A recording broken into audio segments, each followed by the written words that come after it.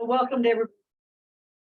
And anybody who happens to be online. This is Tuesday, June 13th, and this is the mini BOCC retreat to discuss the Community Growth Advisory Committee recommendation. Thank you, Community Growth Advisory Committee, for those recommendations. And are you opening it for us, Cara? Yep, I'll open it. So good morning, everyone. This is really the time for all of you. So I'm going to be brief and hand it back, but just a quick overview of the agenda of giving you all some additional time. It was a packed meeting last week with an overview of all the recommendations. So we just have some time and have committee members here if you have additional questions for them, and then really we'll turn it back and it will be for the board's discussion, reflecting on the recommendations and then kind of setting forward what is the path for implementation and what are the next steps. So what's the purpose? Oh, I'm not sharing my screen. I'm sorry. I'm not sharing my screen. Oh, I realize. not yet.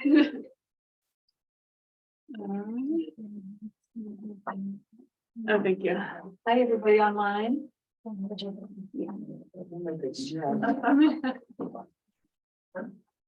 Mona, can you hear us if we talk without? Yes, okay, good. Yes, thank you for asking. So there we go. So that just a quick overview of what is on deck for today is really, again, just to give you all time to reflect on the growth committee's recommendations, identifying what are the policy recommendations to move forward and or what additional information do you all need and moving any of those items forward. And then based on your direction, staff will come back with an implementation plan. So really, we're here to listen to all of you and you to have your questions. So with that, I'll really hand it back to you, Francie, for the board of what, additional questions you might have for the committee as it relates to the recommendations. How did they arrive at the recommendations, what deliberations and compromises. We do have Mona as co-chair, who is fresh back from her vacation. So welcome back, Mona. And we will do our best to kind of answer your questions as they come up. Okay, so any commissioner questions of the recommendations? No, I have one. None? It's the same one I asked at the last meeting, and that is the recommendation to not allow STRs in what on the map is purple. It's called, I believe it's called the rural zone, not rural valley and not rural and remote, but just rural, I think. Because it seems to me in those particular places, STRs cause the least problems. They're fairly accessible. At least in the Crystal River Valley, the purple area is pretty accessible. And so that honestly, out of the whole thing, that's probably the only sticking point for me is that seems unnecessarily restrictive. I know there are people in that area who have been doing STRs for a long time with no complaints, no problems. Nobody even knows when people are there. Like my neighbors have STRs and I don't even notice when they're there. So that's my only sticking point is I don't know about other rural areas. Maybe Steve, you could talk about places near you or but so if Mona, if you want to give some justification for that or explain to me why you guys went that way, Steve. So yeah, that's one of my biggest problems too. Not just the STR, but the whole overlay map. And just looking at Capitol Creek because that's what I'm most familiar with. First of all, there's a lot of conservation easement land, which is all in green. And it doesn't lay out what new zone district is going to apply to places that are green, public conservation easement on them. And it seems to me that this overlay is actually zoning overlay is the way I read it, unless I'm misunderstanding it. It's basically, well, for the STRs, it's sort of like saying all the places that are purple are rural and remote, which they're not. And therefore they can't have STRs. That's kind of an analogy that, so all of the blue and all of the purple, all of a sudden are being treated as if they are rural and remote land in terms of STRs. Then looking back at, let's see, there's the light purple and there's the darker purple. It's the light purple private land, and the dark purple is federal land on that overlay map. Sorry, I have a small one. And I would just point to, I think the committee's focus was less on the details of the map and more in the appendix on the overlay categories. So it's more the categories and knowing that the map was just really staying pretty high level conceptual at the time, not, you know, is by no means a complete product at this point, but it's really more focused on. Yeah, The it is those different tiers. That's why it's more than just the STRs, but that was just Right. one example.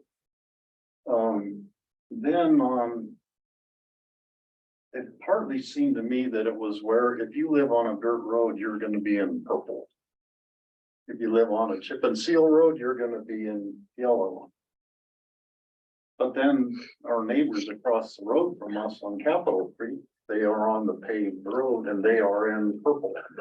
So it's like, that doesn't make. I'm Yep. not, maybe I'm not understanding what you're doing, and I think we need more explanation of what you're doing and why you're doing it, or I can Right, buy into it. so the overlay map was meant to be just a general graphic. It was a tool just to get us started, but really, at this point, we should disregard the map.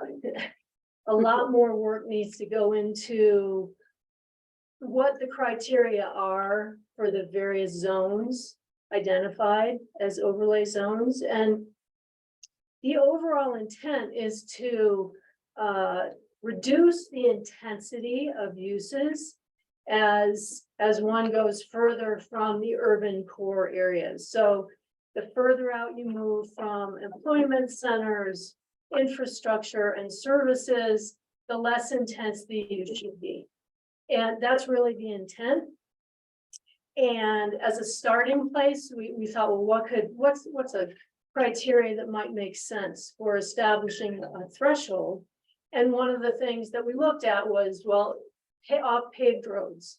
You know, could we say where the road goes from pavement to dirt? Well, there's a threshold that we should consider, but it was just one that we started with, and it by no means should be the only, or perhaps that shouldn't be used as a criteria for determining where those transitions occur. So there's a lot more work yet to be done on what the thresholds should be for determining the exact location of those overlay zones. And really, though, the intention is to make sure that as you get further away from the urban cores, the intensity of the uses are less. And we're not sure exactly what would be affected as you transition out. It could be things like short-term rentals. That's something that was recommended because there are some employment. There's employment associated with short-term rentals, which affects traffic, which affects housing. So a lot yet more to come on what those look like and where the transitions occur and what uses should be incorporated as you move out to the rural areas. I get that, and I admire the effort, and I just want to say that from the experience I have having neighbors who have an STR, the intensity of use for an STR is considerably less than the intensity of use of somebody living there, driving in and out every single day. So I don't think they have cleaners come and do it. I think they clean it themselves. I think that's true for a lot of people in Crystal Valley, probably not Up Valley, but in Crystal Valley. So I would just suggest that we really look more closely. I know Greg was worried about car trips with cleaning people and stuff, but I would like to look closely at comparing the intensity of use with a full-time resident in a CDU or whatever, or in a STR as compared to a, it just, the number of car trips is significantly more with a full-time resident. And rural character was also a consideration, but go ahead. Yeah, and I think maybe because we're zeroing in on a really, really specific and discrete issue, and we're just not there yet. I think, where the recommendation is trying to go, the kind of policy decision first is there agreement with the board that we should have some decreasing levels of impact the farther you go out from the urban growth boundaries and identify zones that way. And then how you address those impacts is going to be a next level, and that's going to be a next step. But before we can even go there, I think we need to understand kind of, does the board conceptually agree with that kind of recommendation? And then, what kind of uses, what does that mean in general would be a next step, which is kind of where we're going. Then getting into the specific policy is actually our last step.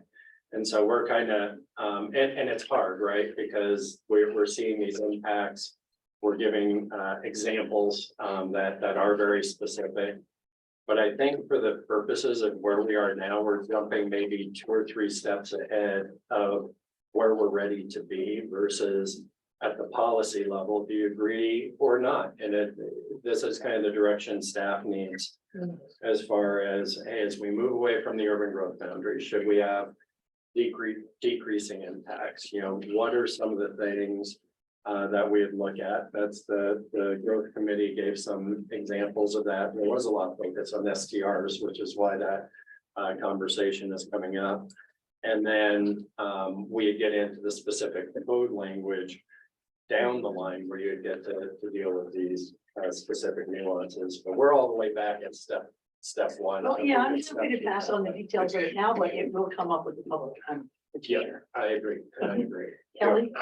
Did you have something? Yeah, no, that was clear, because I was trying to sort of understand if today's goal is identifying our policy areas of agreement or dissension. I think we'll need to be walked through that a little bit and have very clear check-ins with each member. And then broadly, I'm wondering, how did we handle sort of the economic effects of these changes? Because that was, I think, a very sticky issue that came up in 2020. Was we're going to destroy the economy of the Upper Valley, and being hyperbolic, but so I just wonder how that conversation took place in the committee and what outcomes were from that or conclusions were. I'll start, and I think there's a lot of other people here. So we did have an economic study to look at those impacts, and I think I'll just be very frank, a lot of that it still is what we, for lack of a better term, it's this cash shadow economy, right? Like, it's not in your traditional mechanisms for tracking economic analysis. And so it really came down to, I think that's where the committee started to discuss what is the balancing of the economic industry, and saying we don't want to shut it down. We don't want to stop it, but we don't want it to perpetually grow. And I think that really became the foundation as they started to look at all of the different levers that they could pull. Is we're not trying to just stop it, completely, but recognizing it is a valuable part of our economy. But it is a valuable part, and that is of our community. Which part? Just the economic engine that is Of construction of or the of growth? residential of the residential homes, construction, Just wanted to make maintenance. sure I knew what you. Yep, thank you. And so that's really where it became to what Michael had presented is we want the homes to function like homes, but we recognize there might be other areas where it's appropriate. And let's find a path forward that acknowledges it, but doesn't let it perpetually and, exponentially increase.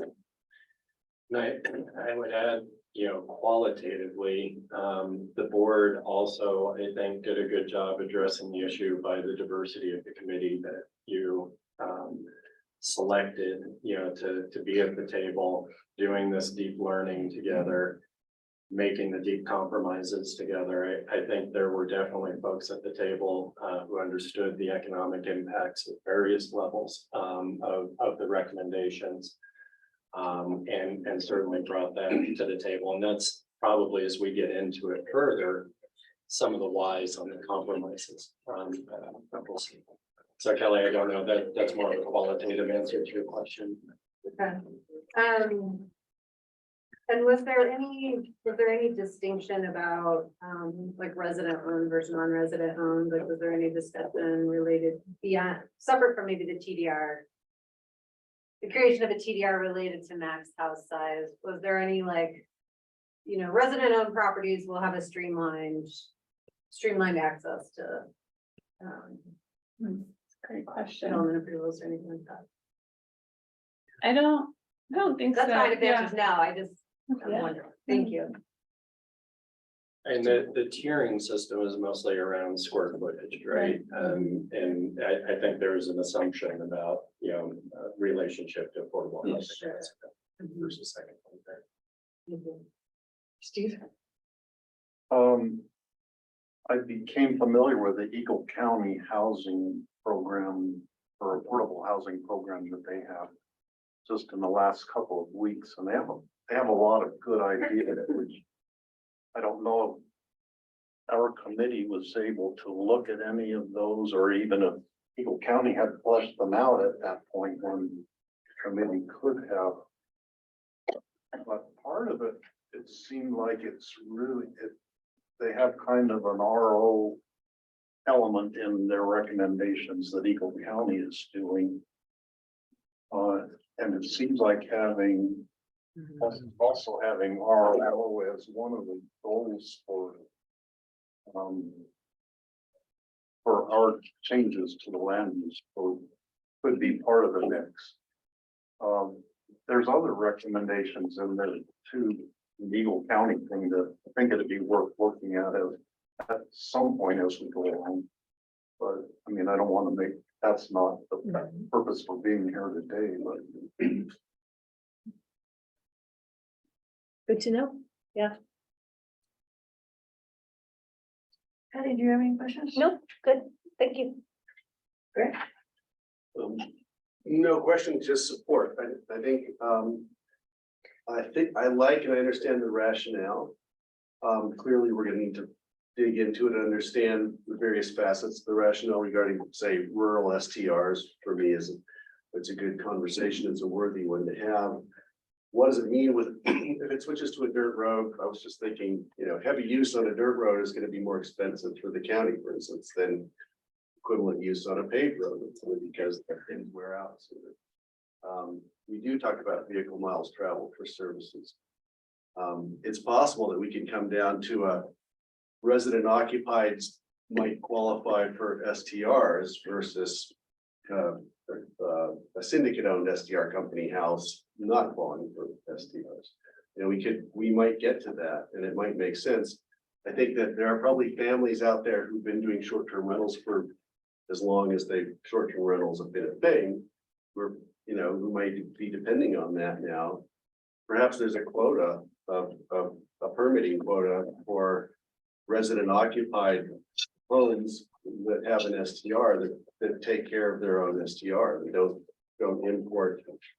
The whole idea is reducing vehicle miles traveled means they're not importing staff to clean the places and maintain them, then maybe it's not such an issue.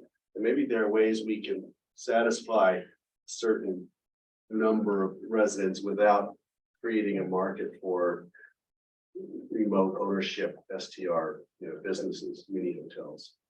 So as we get into it, but today's not the day for that, but I'm just saying, I can see where you're going and I appreciate the remoteness from the hub.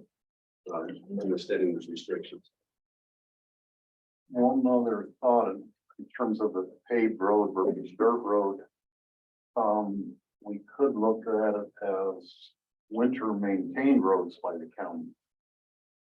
Which is, There you go, that's possible. they maintain the gravel roads as well as the paved roads, but generally at a lower level of service. Maybe not quite as often. The maintainer will come up the road later than the plow truck comes up. You mean a county maintained road? County maintained winter roads. And you still have the remoteness for emergency services aspect as well. Yeah, but then it's also a lower level of service in general on those roads by the county, which kind of dovetails in with the lower level of the lower tier on what we're looking at here. I would love for somebody to describe the difference between the GMQS and the square footage codes. I've read it several times, so I'm not quite sure. I will start and others jump in, whomever. So the conversation really emerged from two different elements. One is that the fundamentals of GMQS, which came out of the 35-acre rule, is still very important as it relates to subdivision aspect. And so that is still more or less staying the same with competition and all those pieces. Where the square footage allocation came out of it is twofold. One, there's so many exemptions between TDRs and other pieces that there's not a lot of competition today for additional square footage in GMQS. And a lot of the committee's early deliberations is, let's actually just ask for what we want and not provide, through various different mechanisms. I think that was just a theme of, let's just ask for what we want and ask people to deliver on those things that we want for our community, rather than playing a game of, is it, if you go here, then you give us this, if you go here, then you give us this. And so I think as the committee really started to look at a lot of the growth is in the additional square footage, and then saying, we don't really need competition for that. We just want people that want the additional square footage to give us what we were looking for as a community. And so that's where the recommendations around, let's just put it into a special review, not a competition. And essentially it's a wait in line. I think the analogy that we started using is essentially, you got to meet all the thresholds, right, to get in the door to the DMV, and then you pull your line and you pull your number from the DMV, and then you wait for when your turn comes up. So DMV. it's just my analogy of like, when you go to the DMV, Oh, you going pull there your for registering ticket. our car. Sorry. What am I missing? I'm sorry. I'm sorry, I didn't catch it. Yeah. There's been a lot of analogies over the past few months. Anyone? So is there a quota of square footage in the county now, and what is it? Currently through I GMQS, think you're we asked asking? last time and it was like. You can sit, there's the mic center, we're on owls. So you can sit Oh, it's on the anywhere. owl. Yeah, you can sit wherever. So for growth management competition, there is a quota. So for new lots, parcels that are created, there's a certain amount of square footage available that you compete for. I'm sorry, I can't spit numbers off the top of my head. I have to have it in front of me, but so there is a specific quota for that. Sorry, it kind of reflects back at me, sorry. So that's for new lots and parcels and for additional floor area through growth management competition. If you're able to use TDRs for a new lot in the urban growth boundary or additional floor area in the rural area or the urban growth boundary, there is no quota for that annually. As many people come in who go through, use TDRs can come and go through that process. So there is no limit on that. It's only the limit through growth management competition. And that's So where if we award 100,000 square feet through TDRs of additional square footage, you can still get more through GMQS because we haven't awarded anything through that. No, the code, sorry, I have to think about where there's a piece of the code, I think for, is it with the actually, no, I think it's only for new lots. Not necessarily. I guess I can't answer it straight up. So not necessarily, but again, at some point, you're capped by whatever your floor area cap is, whether that be 15,000 square feet today or As an 8,250 but in as certain the areas. but county, I want to know, how much can the county build every year? That's what I We want. can't tell you. We don't have a limit to that. The only limit we have is only for the people who compete in growth management. But there were lots of ways to get that additional floor area and development without going through growth management competition. Other think than that's- TDRs? You have a pre-existing lot. You get You know, you have the right to 5750, a whole build bunch of 5750 Okay, without, so within the GMQS, there's a certain amount that you'll give out. If you put an application in, you put in your, whatever it's called, to be part of the competition for GMQS. You would submit that. But there's a limit on how much you award, right? I mean, like I've heard you say before, well, if you don't make it in this year, then you can carry it over to next year but we don't know what that limit is. we do know what that limit is. I'm sorry, I could get my So code in can- front of can I- me and can I quote jump in? numbers, but there is a limit annually for how much square footage is available in those two categories. New lots and parcels, you're subdividing or you've created new 35-acre parcels. You need a development right, you have to compete in growth management for that. There is a number associated with that, and that does not roll over to the next year. You compete, you may or may not meet threshold, get an allotment, but if you don't, you could come back next year, but it's not that Extra. quota keeps rolling over and growing over It time. And is that a fluid quota depending on how much development has been going on, or is it No. set? It is set each year, the same amount is available each year for that competition. Can we find out what that is at some point this morning? Patty? Yeah, it used to roll over and we stopped that because the pot was getting bigger and bigger and bigger and bigger. And we said, no, this is only gonna be allotted every year. And there's 2 competitions, I believe, every year, 2 different timeframes.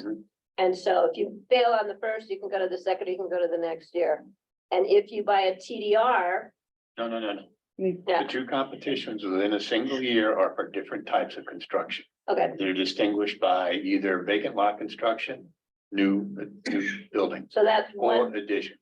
And one competition is in February, the other's in October, something like that. September and September. January. Oh, So We're all gonna make it there. We're gonna get there. So I can spit out numbers for you now that Kara's That would be provided me great. with the code. Thank you. So new lots and parcels, the September competition, and it differentiates between UGB and rural area.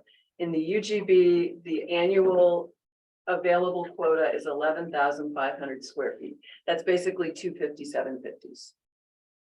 But somebody could come in and say, I want 10,000 of that 11,500, or they could compete for one house for that entirety. But they go into competition. So that's 11,500 in the urban growth boundary, 17,250 in the rural area. That's for new lots or parcels. Separate competition, January, for additional floor area. I have the right to build 5750 already, but I want to build bigger. UGB quota is 5,000 square feet. Rural area quota is 7,000 square feet. So anytime you're planning on building anything greater than 5,750, you either have to have a TDR or go through GMQS. And if you go through GMQS, the total in 1 year in the UGB is 11,000. no. No. but it sounded good. But UGB, you said UGB, right? Yeah. There would only be 5 available. What would be 11,000? New lots of parcels. So best example you've seen recently, Oxenberg subdivision.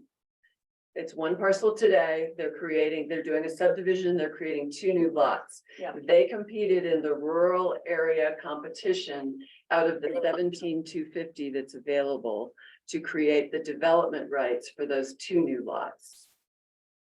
They actually competed in growth management for their subdivision. What were you gonna say, Don? That made that not true, 11,000. Wrong category. Yeah, Just the and one. you know, there are a lot of exemptions that are folded into the process. Such that without TDRs being considered. GMQS does not capture every lot for construction. Right. So it depends on whether or not you're falling into an exception or not. I don't We think don't that need matters. that. We don't have to worry about that. We're not on TV. Oh, I thought I heard somebody yelling. Okay. Just reflex it. Just use it. So I have a question based on your question. So in the new system, if we do the fractional, we're not calling it fractional, partial or whatever we're calling TDRs. If I buy a TDR and get 500 square feet, can I still compete in GMQS to get more? Can you do both? Yes, but it's not called GMQS. It's called for additional floor, Okay. it's a square footage. Okay. And I think the one piece I would add that is part of the committee's recommendations is.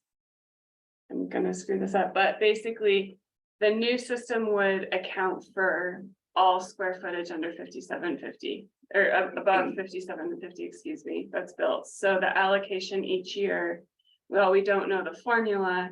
The recommendation is basically you're accounting for how much is built through TDRs, and the allocation for the next year, other than a baseline minimum, is reduced based on how much was built the year before. And that is kind of in terms of way to pace development. So that you don't have 100,000 square feet being built in 2024 and GMQS square footage that you could apply for. So this way, we're gonna cap both together, which makes sense. So my original question was the difference between the square footage photo system and the GMQS, and I still. It's essentially what is today as like the January and September, it's splitting those two up. So competition and scoring still exists for new lots. Competition and scoring no longer exists for additional floor area. And there's only a quota that you're not scored and rated of how much you can put forward to going first in line. So we don't have a new recommendation for that quota at this time, is that correct? There's a recommendation of that it should be looked at, but there's not an actual calculation. Yeah, Steve. So, do you see the square footage competition following this same pattern, like the twice a year competition? I think or- the idea is that it is not a competition or scoring system anymore. There's something different, a different process. Uh-huh. You know, again, there's whatever square footage would be available, but there's a different process to pull out of that So bucket would it go that would through? look different than the way we score things today, because that's been problematic. I know you've heard from the P and Z a lot Yeah. about that. That's not a very satisfying Or process. do you see it going, be an administrative decision and not going to the P and Z for? I like, think actually. Allocating the square footage? Everybody sort of throws around the term special review, which is sort of a big catch-all, I think. But I think that's to be determined. I mean, right, is that a BOCC decision? Is it, do you want that to go to the P and Z? Do you know, where should that live? I don't know that anybody's thinking that's an We haven't administrative gone that far yet, figuring out the, piece, but yeah, details. that's part of the, right. Yeah. But it would be a different process and not the same kind of scoring system that we have If today. you met the requirements, then you get it, and it's not competitive. And Is that the the bottom line? allocation is still available for that year. Right, if it is, yeah. So if you've got 30 people, I'm making numbers up here, that came in for additional floor area, maybe every year there's 10,000, just making right, 10,000 square feet available. The first 15 would get, and then the next 15 would have to wait until the next calendar year. for It's their first come, allocation. first served. Mhm. First come, first served, and subject to compliance with standards, Yeah. special review standards. And we haven't established those yet. We have not. That's what I was looking for, and that's a question I have.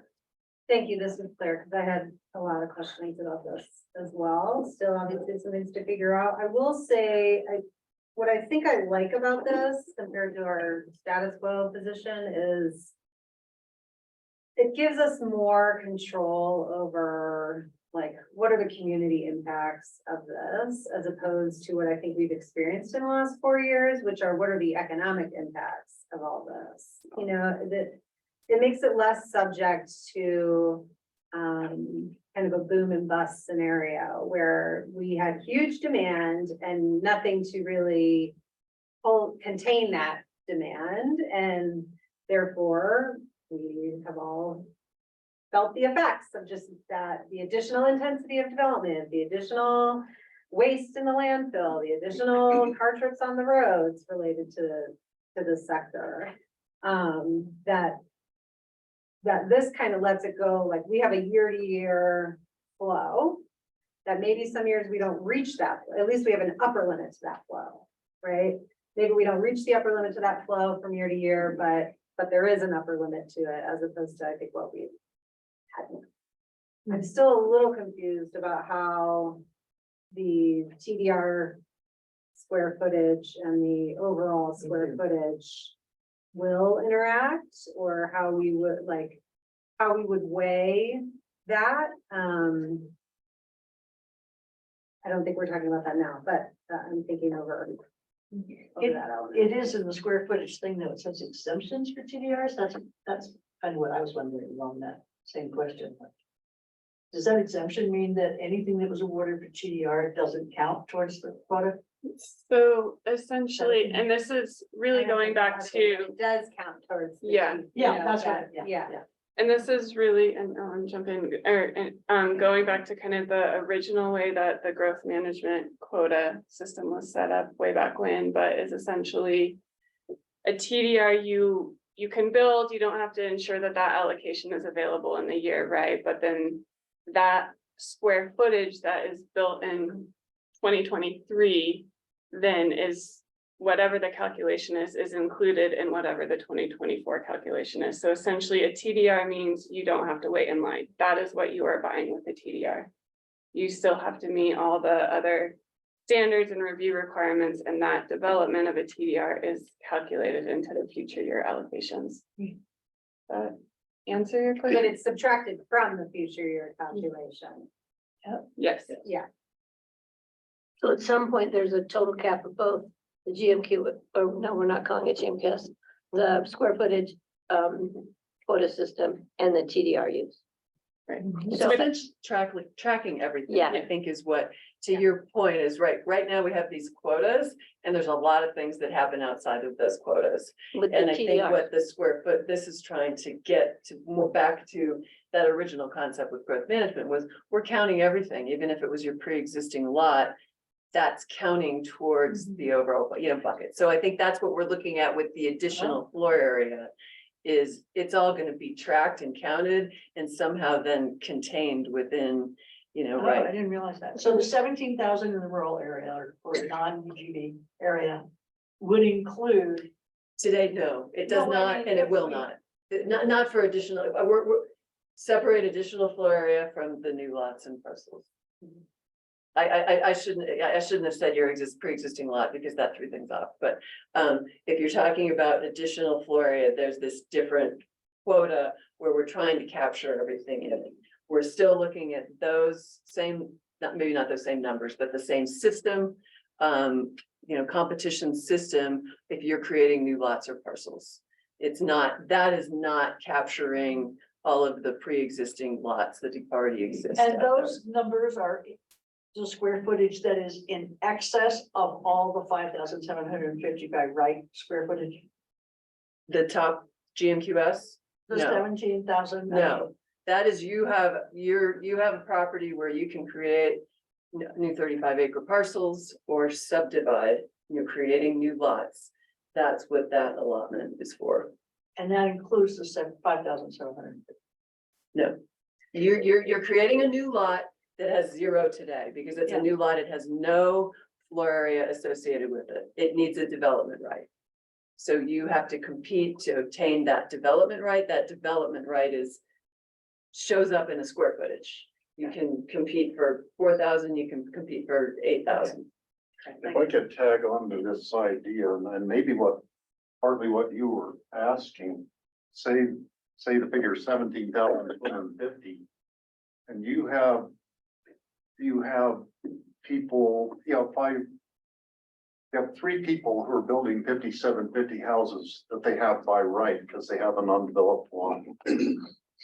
So we already have, There isn't, wait, maybe there's a confusion there. There's no 5750 by right under growth management. You either have an allocation or you don't. So if you have a property that was split off a fathering parcel, the ranch carved off a 35-acre parcel to sell or to whatever, that resulting parcel, that 35-acre parcel, that newly created lot, in fact, anything that was created after 1978 does not have the automatic right to build 5750. You have a cap recognized under zoning that allows you to go that high without anything else, but you still need that initial growth allocation. And the allocation can be picked at, it comes from there, the top number. so say that there are three people who want to build 5750 in a year, that basically uses up 17,000. Does that mean that no one else in the rural area can get square footage for that year? Or The top part only applies if you're subdividing or creating new parcels, new 35-acre parcels. okay, so That is, there could be a whole bunch of people building a house in 1 year. Which, right, who already have A the development right. development right, the base development right. which means when we're looking at the intensity level of the development, which is one of the issues, it's gonna be really could potentially be really intense in 1 year of a whole lot of construction going on in rural areas of the county, potentially. Also, you maybe were asking Francie, if someone purchases the TDR partial, whatever the partial TDR, in order to build a bigger house. So let's say several people are using the TDRs, maybe they get 2,000 total square feet. Is that subtracted from the 17,250 or what would be allowed Or for the 7,000 left. for the rest of the county for that year? Does the purchase and use of TDR? for It does additional not come out of square that top part. Comes out of the bottom part, Yeah. which is something new, some new, Number. Because it's additional and it's called. Right. This is the part that's really changing. So just to clarify, this is gonna break apart. This is, so what they're saying is it remains growth management. And that's for new lots. This is what would become the square footage allocation system. The numbers need to change, but yes, then it would only, so we can talk about these numbers. Those numbers would likely change, but it would only be then subtracted from this pool. This one remains untouched.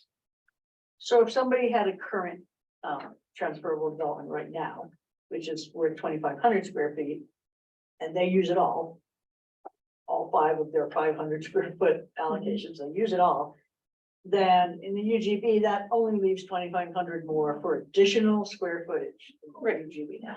With the current numbers. So, but it doesn't affect the 7,000. It only affects the region in which it's Having a located. disagreement. Wait, Randy, you gotta, right. Let the committee speak, I think that is the idea, right? Come on in, Randy. Here's our precedent. This is obviously a very confusing issue.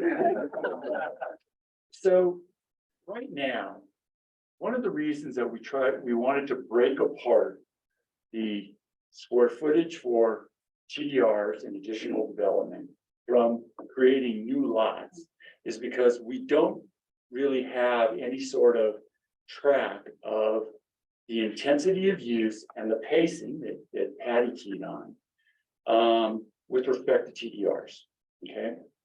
So now, in the example that you just used, if I've got a lot and I'm gonna land one of my 2,500 square foot TDRs on it, it doesn't count anywhere in there, nowhere. Now we're. Currently. Now, right now, today, it doesn't matter. We've got 10 people that are building houses in UGB and in the rural area, in Castle Creek or wherever, and they're all landing 2,500 square foot TDRs.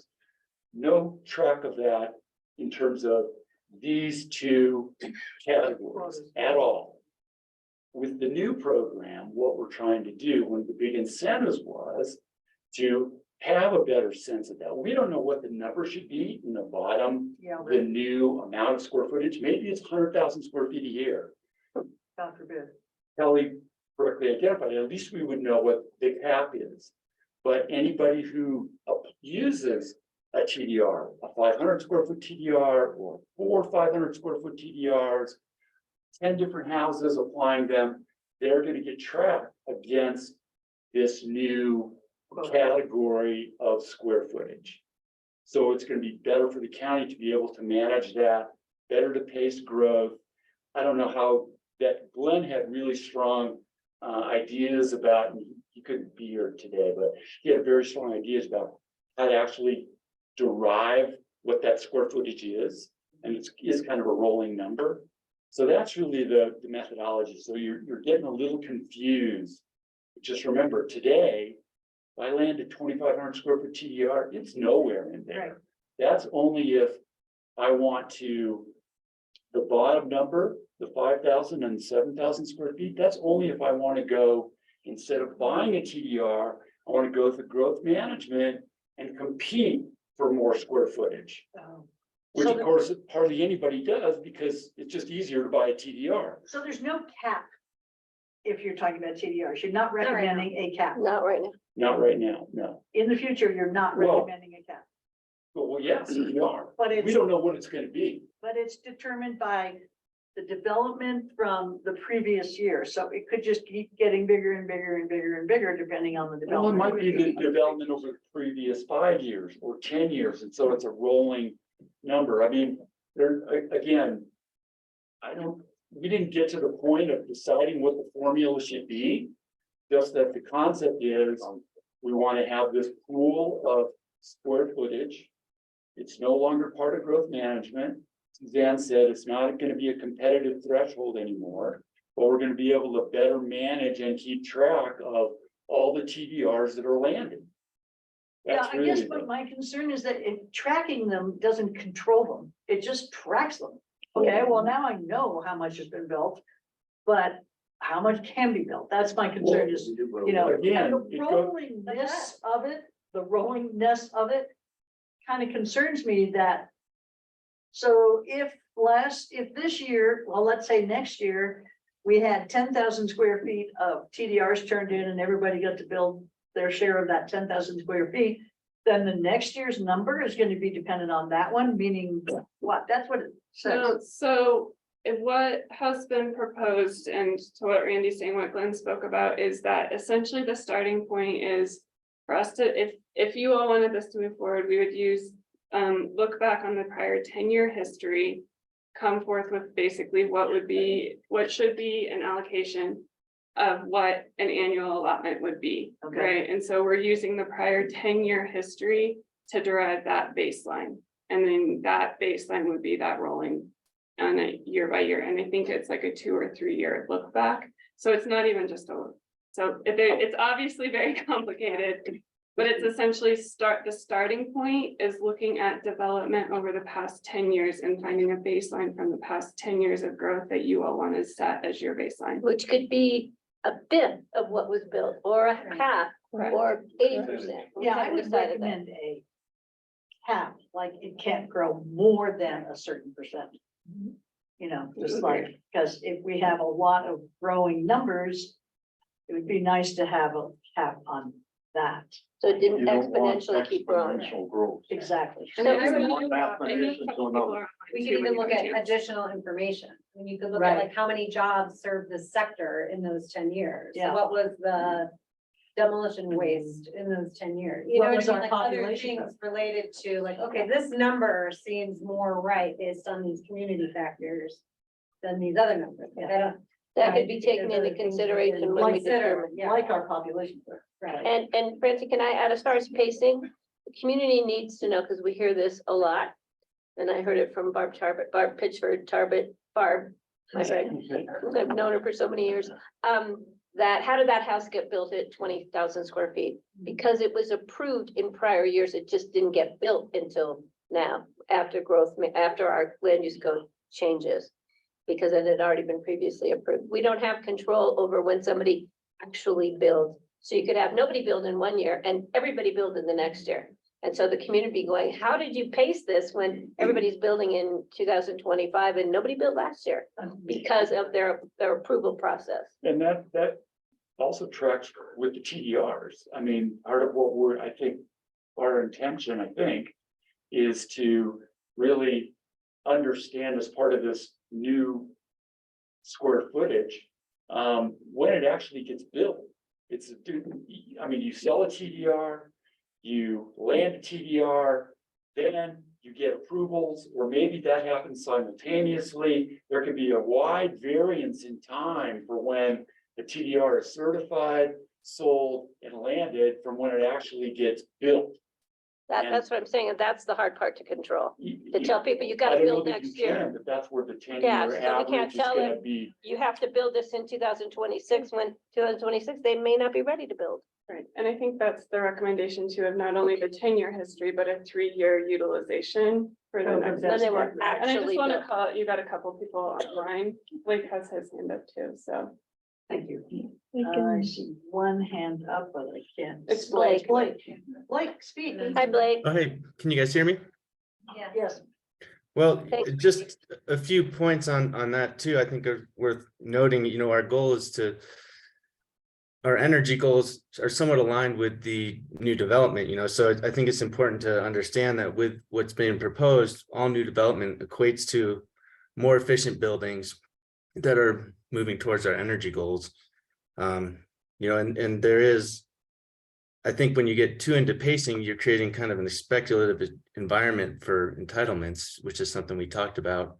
You know, and I think we also talked about as a group that there is, you know, some pacing already involved in the process. And I think this plan is going to, you know, equate to more pacing. And I think, you know, that those are things that we did discuss as a group. So I just thought it was worth mentioning that. thank you, Blake. Thanks, Blake. Mona.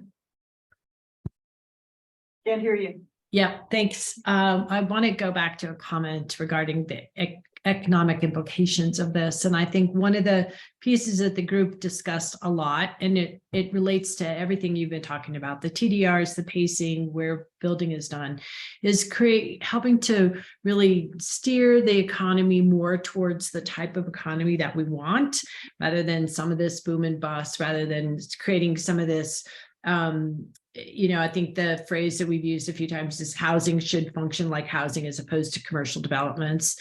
And so that's something else that overlays the overlay that you were talking about earlier. And so I think that, and also with going back to the discussion you're having now about the TDRs and is reducing the ways that people can, or developers, builders, homes, whatever you want to call them, can get through the system, and making it more intentional, as opposed to, yeah, we can get as much square footage as we can through the TDR process, rather than going through the GMQS process. And so I think those are a couple pieces, and I really appreciate Randy explaining this, because he's got a lot of experience in it. And yeah, so anyway, a couple of points I wanted to try to make. Thank you, Mona. Kelly? How was existing square footage contemplated in terms of demolition or redevelopment? Scraping and replace? It wasn't. Yeah, Will a 15,000 square foot home get scraped and replaced with another 15,000 square foot home? Right. You think about it. So essentially what the committee discussed is any change of over 5,000, or excuse me, 500 square feet, then is more or less considered the same as a new build. So it has to meet all the new building performance standards, development standards, all of those pieces of it. The committee did have a robust discussion about if it's existing, feel free to chime in here, it was a complex discussion. if it's existing and stays within the similar footprint, so say it's a 12,000 square foot house, right? They could rebuild up to that current, to their existing square footage, but must meet all of the performance standards and development standards of that tier 4 moving forward. Oh, I guess I misread that. I thought it was like they would only be able to go to the 9,250 if we adopted that. Jump in if I'm Misunderstood forgetting. that. It was a complex and I think remember. Is that correct? Right, yeah. Okay. One of the reasons I thought about that is, there's concern, so if I've got 12,000 square foot house. Randy, come on up. The hot seat again, Randy. If I got a 12,000 square foot house on Red Mountain and, it was built in the 80s. And it burns down. I've got to be able to rebuild. I mean, I've got to get insurance. The insurance is insuring me to rebuild my 12,000 square foot house in the event of a catastrophe. If I can't rebuild my 12,000 square foot house within the footprint that I've got now, we've got big issues potentially with the insurance industry. It's already getting hard to get insurance up here. So that was, I think, one of the key issues in thinking about that. So yes, you can rebuild a non-conforming size house if you stay within the footprint or up to 500 square feet. Even if it was built 5 years ago and it's all concrete and stone and totally stable and you don't like it. So you You want can, to take it down. you can tear it down and rebuild in the footprint. So you're not same making house. a recommendation against demolition. No, Why not? well, Yeah. the new houses are gonna have to be based on the current tier requirements and all the other things that fit. So we would be benefiting from that standpoint in the example that you're using. The house that was built 10 years ago. Now it's gonna have to have much different qualifying criteria to be able to actually get rebuilt. Doesn't, or some of that already applies anyway. Some of it, Yeah, but so this is expanding that some. And the committee did have a robust discussion at the end of if they wanted to keep a recommendation about limiting some or capping demolition permits or not. And I would say that it was somewhat split among the committee, except for feeling that we've done so much, and I know Max spoke to this too, of there's inherent pacing with everything else that has been done between the tiering system, the performance standards, the development standards, that adding in another element of a demolition permit at this point was, let's see what already has been, if all these changes move forward, there already is inherent pacing that is built in with these, and so adding a demolition cap was not necessary. And you still Yeah. robbing from Venice from doing that anyway. I think both of those, that plus what Randy's been talking about performance standards, I think has become overlooked a little bit. What we've done here with regards to performance standards is, yes, there have been some previously, but what we've done now is a huge leap. So yeah, maybe there's gonna be some instances where there's a large house that to the rest of us looks like it shouldn't be redone. But the benefits to the community of getting that rebuilt with the performance standards in there, I mean, we're gonna be all electric. So that house, I can guarantee you right now that that house is using up a lot of gas right now, the houses we're talking about, right? Right there, just that one small jump of going to electrification, I think is a huge add to the camp. So, yeah, there's gonna be that few times the landfill is gonna get a little more out of that, and, you know, I think you all know about the Green Halo program is working to facilitate that, and I think it's working very well, actually. So I think there's other entities that are doing that. With regards to the pacing conversation that Kara was talking about, I strongly agree. I mean, I'm a builder. And Blake and I will tell you, there's already some inherent pacing in the way that the county is working towards getting an actual building permit and actually beginning to start a job for good reason, right? It goes through a lot of different entities to make sure things are being doing right. What we're proposing right here is going to multiply that times 100, right? So jumping through the hoops, the correct hoops to get to where you need to be to actually dig a hole in the ground is going to take an awful lot. I mean, I'm already thinking on my own personal terms of how that's gonna affect things, it's gonna be very substantial for a lot of benefits. But I think that we will see, and we should look at this after a couple of years. I think that without a doubt, this is gonna give us the pacing that we're looking for. I don't see any way that it wouldn't. I want to circle back to one more thing, to hopefully kind of clarify this. I know there was a lot of confusion about what we were talking about, and I think part of what we were doing was trying to quell that confusion, right? I think what we're doing is breaking these two off. I think a lot of the confusion that Francie and Steve were having was between the new lot allocations of GMQS. Well, now we're going to separate that out. So you don't even have to think about, wait, how does this work? Because GMQS will only be for that. So I think this is one part where we were trying to simplify this whole process so that it's not, because it is, I mean, you guys deal with this stuff every day. Think of the common person. I mean, it's confusing to the rest of us too. So hopefully that makes sense of, we're not trying to confuse it more. We're really trying to break it off. So that confusion that you were going through is no longer there. Yeah, I get that now. Just one other quick, just clarification. It's come up a couple times and as you're talking about it. TDRs are not fractional. They're not going to be fractions. The new unit of measurement is 500 square feet, period. Just think about it that way. The new They're not fractions. So we can call them TDRs, TDR just means 500 square feet. 500 square feet. Unless And if you have an existing TDR, then you got 5 of them. Okay, that helps. Do we have an understanding of how many pre-existing rights there are for more than 5,750 square feet? How much is looming over us of A lot of additional square square footage. footage that hasn't been built yet, but they have the right? That's been approved. 225,000.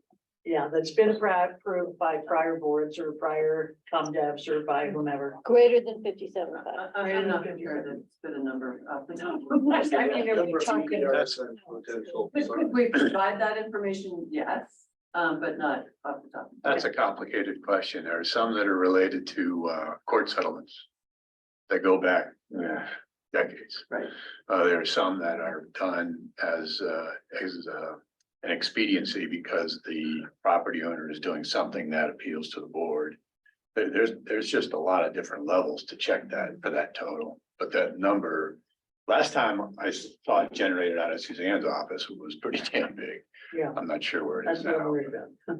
I mean, because I hear from Forrest all the time, well, now I'm building a 12,000 square foot house, now I'm building a 15,000 square foot house. I'm like, how is that possible? Yeah, like, You're right, they're the ones John speaks to, and there are lots of approvals that got extended vested rights that allowed for that. So like right now, all of the houses being built on the old Ruby property at the base of Red Mountain, I mean, those are all really big houses. They were given extended vested rights in exchange for other, things that were, that was the balance that was found. Yes, you can go build, you don't need the TDRs, you've provided all these other benefits, from a long time ago. But right, we do see a lot of those projects that live on for quite a while before they come around and they have approvals for some of those larger areas. I'd love to see that number at some point. But now you're recommending a 3-year limit on vested rights for that's by development? state law. Is that what I heard somebody Isn't say it, just a John? minute ago? 3 years is the standard vested right. There's no proposed change to that. I guess maybe. By state State law. By state statute. State statute. State statute allows for a 3-year vested right for site-specific development plans. We define what a site-specific development plan is. For example, a site plan is vested pursuant to that scheme for 3 years. A GMQS allocation is not a site-specific development plan. A TDR, the possession of a TDR and the ability to use that TDR is not vested anywhere in the land use code. It's unlimited. Now, pursuant to state statute, state law also allows the local governing board to extend the 3-year minimum that is afforded to property owners. And that can be to any period that the elected board feels is appropriate, given a half dozen different enumerated considerations. Yeah, we've done that a few times. Question. Yeah, great. When we're talking about new construction versus remodels, pacing growth, additional TDRs, looking back at a 10-year growth rate, did you consider incentivizing a remodel or a reconstruction versus new development in the way that square footage is allocated? I mean, I'm just wondering if there's a tool there where we can incentivize somebody to upgrade and remodel a place rather than replace it completely, or maybe it's easier to do that than it is to build new. Instead of creating new square footage, we're taking something old and making it work better. Is What do you mean new square is there footage? an incentive in that? And let others jump in. I think that it's maybe not stated as clearly as your question is, Greg, but I think the committee's conversation and direction is within the tiering system, within the performance standards, is if you're really doing the definition of what would be, you know, a remodel or an addition versus kind of the whole replace concept, and that there's, you know, whether it be your review criteria, how you get there, is that it's incentivized of, you know, where are you gonna meet the new standards? And have the least impact waste and other aspects of it. So I think within the tiering, there's like, what are your impacts to waste? What's your material impacts? As well as then how are you gonna meet the new building electrification standard aspects of it? Good answer. And Kara, I think we've got Blake with his hand up. That's also one of the strengths of the resident TDR program, right?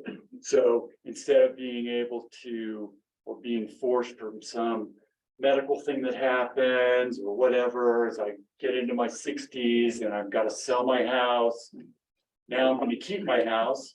I'm going to spin off 1 or 2, which is the cap, resident TDRs, and I'm going to spend that money in part, some allocation to upgrade that house. I'm going to stay in the house longer, because if I would have sold it, chances are it's going to go to a second homeowner who's going to demo it. So that's one of the big strengths of the resident TDR idea. Blake, did you want to speak to that?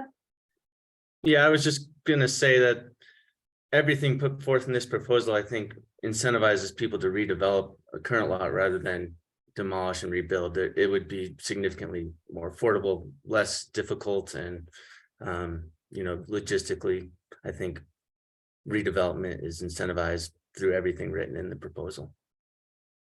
Thank you. Thanks. By the way, Miles, it's great you're here. It's really nice to see you, and it's really great that you're listening to all this. Thank you so much, Francie. It's great to be here. So I need a little more clarity on this topic. So above 500 square foot of addition, you start to enter into the tiering system. okay. Active phones today. I'm thinking here you are, mine. Oh, sorry. You get to the apple. Okay, I've only had 1 cup of coffee, but I'll talk like I have 3 cups of coffee. So, we're on this topic, I guess I'm wondering, so above 500 square feet, you start to enter into the tiering requirements and the performance standards requirements.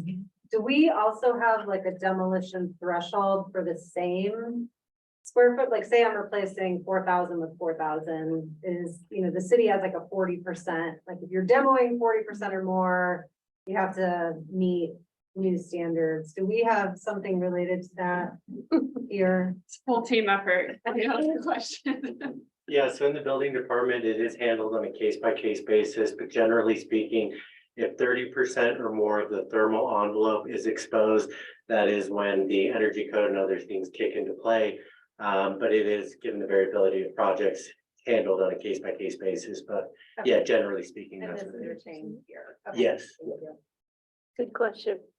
I have a specific question about a line that says remove conservation PUD as qualification for a TDR sending site. Maintain all others. There are 7 other qualifications for a TDR sending site. What does that mean to remove the conservation PUD? So the CDPUD is one of the tools in the land use code that was created, you know, as a way to, you know, incentivize, you know, reducing density on a property, but it still allows for development of pretty large homes. We've only seen it a few times. Middle Ranch property up West Cypress Creek Road, the former Fender Middle Ranch property. I mean, in the end, I can't remember the specifics, but they were maybe, I don't know how many acres, 300 something acres. They ended up with the ability to build, you know, several larger homes, you know, ag buildings, et cetera, those kinds of things. I think the conversation was, is this the right tool and incentive for this kind of development? Because then they can also pull TDRs up from it, you know, based on how much square footage they build. It's a very complicated tool in the code. It's had limited applicability, but that was one place, I think, just looking at it as a tool to create TDRs that was seen as maybe not as valuable as some of the others. Does it mean that if you put your land in conservation easement, then you can get a TDR? Is that what it means? There's a whole detailed process you go through. You have to rezone your property. You have to go through a PUD approval process for what you're going to develop. And then based on how much acreage you have kind of left over, accounting for the development you're going to have, then you're able to get TDRs. So I think in the case of, I don't remember how many, you know, TDRs they got off of that, maybe 7 or 8 or, you know, something. They're also able to get TDRs. So you get development, you get TDRs, you know, in the end, and yes, and you end up with a conservation easement over the entirety of the property. I thought we've done several of those last Yeah. few years. The only, There was the Miller Nichols property up by Elk Wallow on the North Fork. right, the Nichols property, And- and how many more? What about above Didn't- Meredith, that property on I the, was trying to think if Deer Hammer went Yeah, through, that didn't one. go through that process because there was not a Yeah. rezoning. That was a different, that was Yeah. the limited development conservation parcel process. Yeah. So I don't know that you've seen a CDPUD process, Francie, since you've been on the board. Right, Nichols And and, each time we did, it, to me. no, that's an open space That's master open plan. See, Yeah, each time we did those, it left a really bad taste in my mouth. It's like, we have to get this out of, don't have TDRs be part of this. because it's too much development in They're exchange getting for a little bit of development and they're conservation. getting TDRs disproportionately. I see. Disproportionately. So I'm glad that that part is being removed from this. And I also wonder, looking at the list, why aren't we removing? I mean, some of them I don't know. What is TR1 and TR2? Why are they getting TDRs? I don't know what they are. So, right, TR1 and TR2 are two zone districts we created. One is basically the face of Smuggler Mountain and one is Shadow Mountain. And they were created to be similar to rural remote. They allow a lesser amount of development similar to the 1,000 square feet in rural remote, or the opportunity instead of developing to pull a TDR. So it's simple, they function like rural remote. So when we always say rural remote, in the back of my mind, I go, well, TR1, TR2 are very similar to that. It's TR standpoint. Transitional. I was gonna They were say, transitional zones between, you know, more developed areas to rural remote. Shadow Mountain and Smuggler are perfect examples of that, where you go, it's rural remote up above, but it was seen as right. You shouldn't go straight from the urban zoning of, you know, the urban growth boundary straight to rural remote. Like what would come in between? TR1 and TR2 were created for that purpose. But they are set up as automatic TDR sites. You know, if you opt Receiving? not to develop, you can come in and ask for, get the TDR. It's not a discretionary process. Again, like rural remote, if you opt not to develop, you can get a TDR. Same with TR1, TR2. And then what is the limited development conservation? That's the other one that I'm like not sure what that is. So They get a again, TDR for that. right, that was, the Deer Hammer went through that process. You can have your existing development, you can keep that, but you can pull TDRs off of the rest of your property. There's a couple others where we've done that. There's like a minimum lot, so like you have to. Right, there's, and again, I think all of those other tools that are listed are at the discretion of the BOCC to grant the TDRs, and I think it's important to note this change of a TDR to 500 square feet. I mean, there's also pieces of the recommendation that speak to that. You know, I think it's right, when you look at a historic application coming in asking for the TDR at 2,500 square feet, you know, they were looking at that. It's like, okay, we're really talking about smaller size TDRs. And there's a limit to how many you could get through any of those processes. Like that's sort of thinking through that. So that's why I think those sending sites were retained, but it would look different in terms of what you could get necessarily from them. And they're still discretionary. Right, and I think the other conversation of, did we limit what the sending sites were, other than the conservation PUD, is there's so many other changes. Once you take it off the table, it's hard to add the tool back in. So let's look and see with all the other changes, understanding the conservation PUD likely is not aligned with where we want to go. Let's leave all the other tools right now, because maybe they come in handy, we just don't know, and kind of have the evaluation as it goes forward, rather than taking all the tools off the table and then you wish you would have had the tools with all the other changes being made. I really appreciate the diminishing of the amount of square footage you get compared to the amount of square footage you're extinguishing. I think that's really smart. It just was strong selling point for me on this whole thing. I do have a question about that. And that is, so on rural and remote, if you relinquish 500 square feet of building rights or whatever, that's it. You don't get to build the other 500. I couldn't quite understand that. So rural and remote is still an automatic 2,000 square feet. Sorry, you are it's, the ratios get confusing.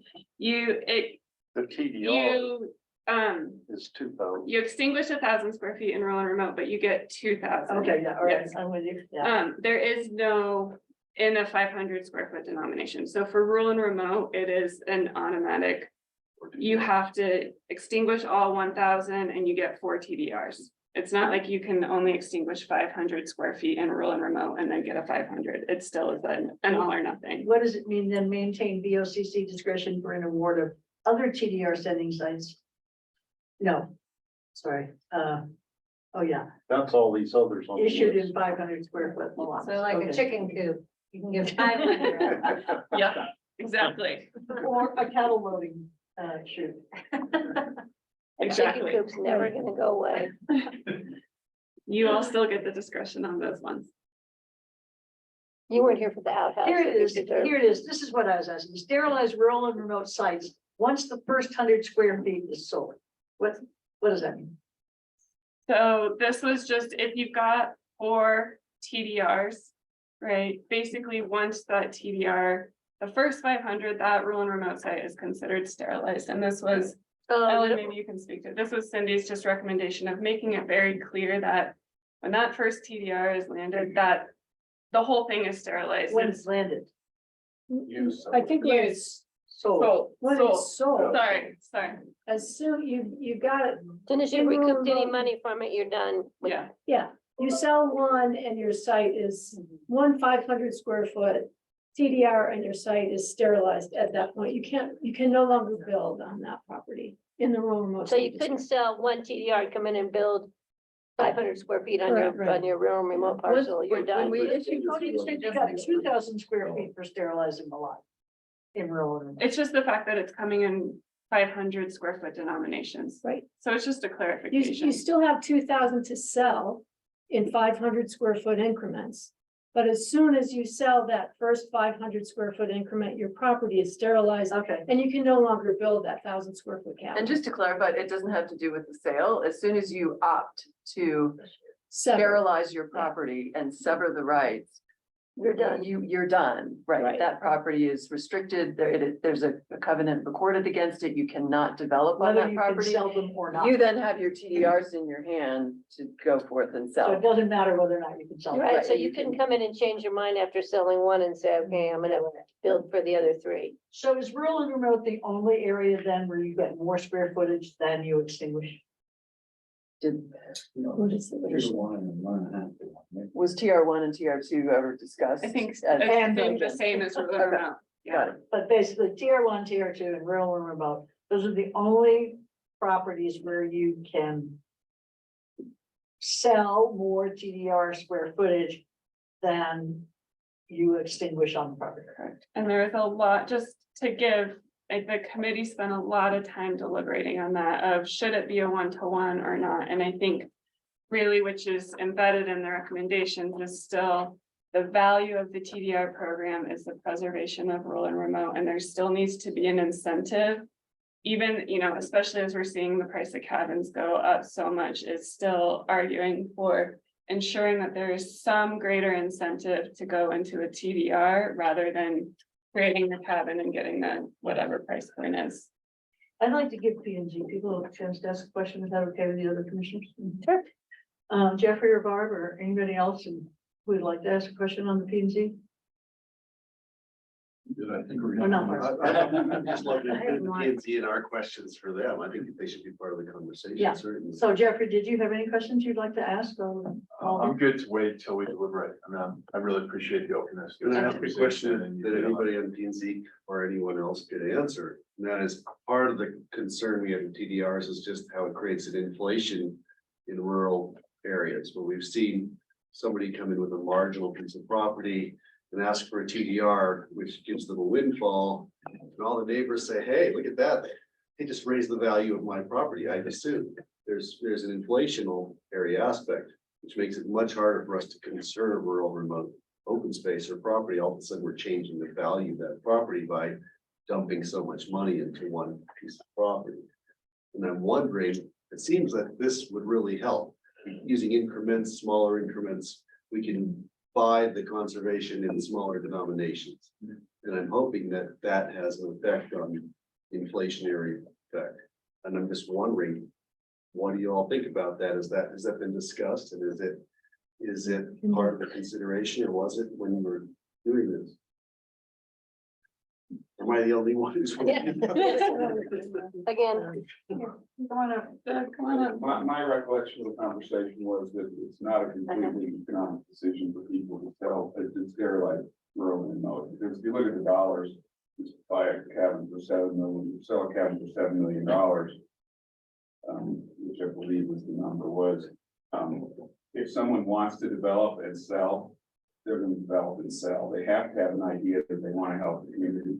And by giving them a 2-to-1, they can sterilize their property and still generate some income.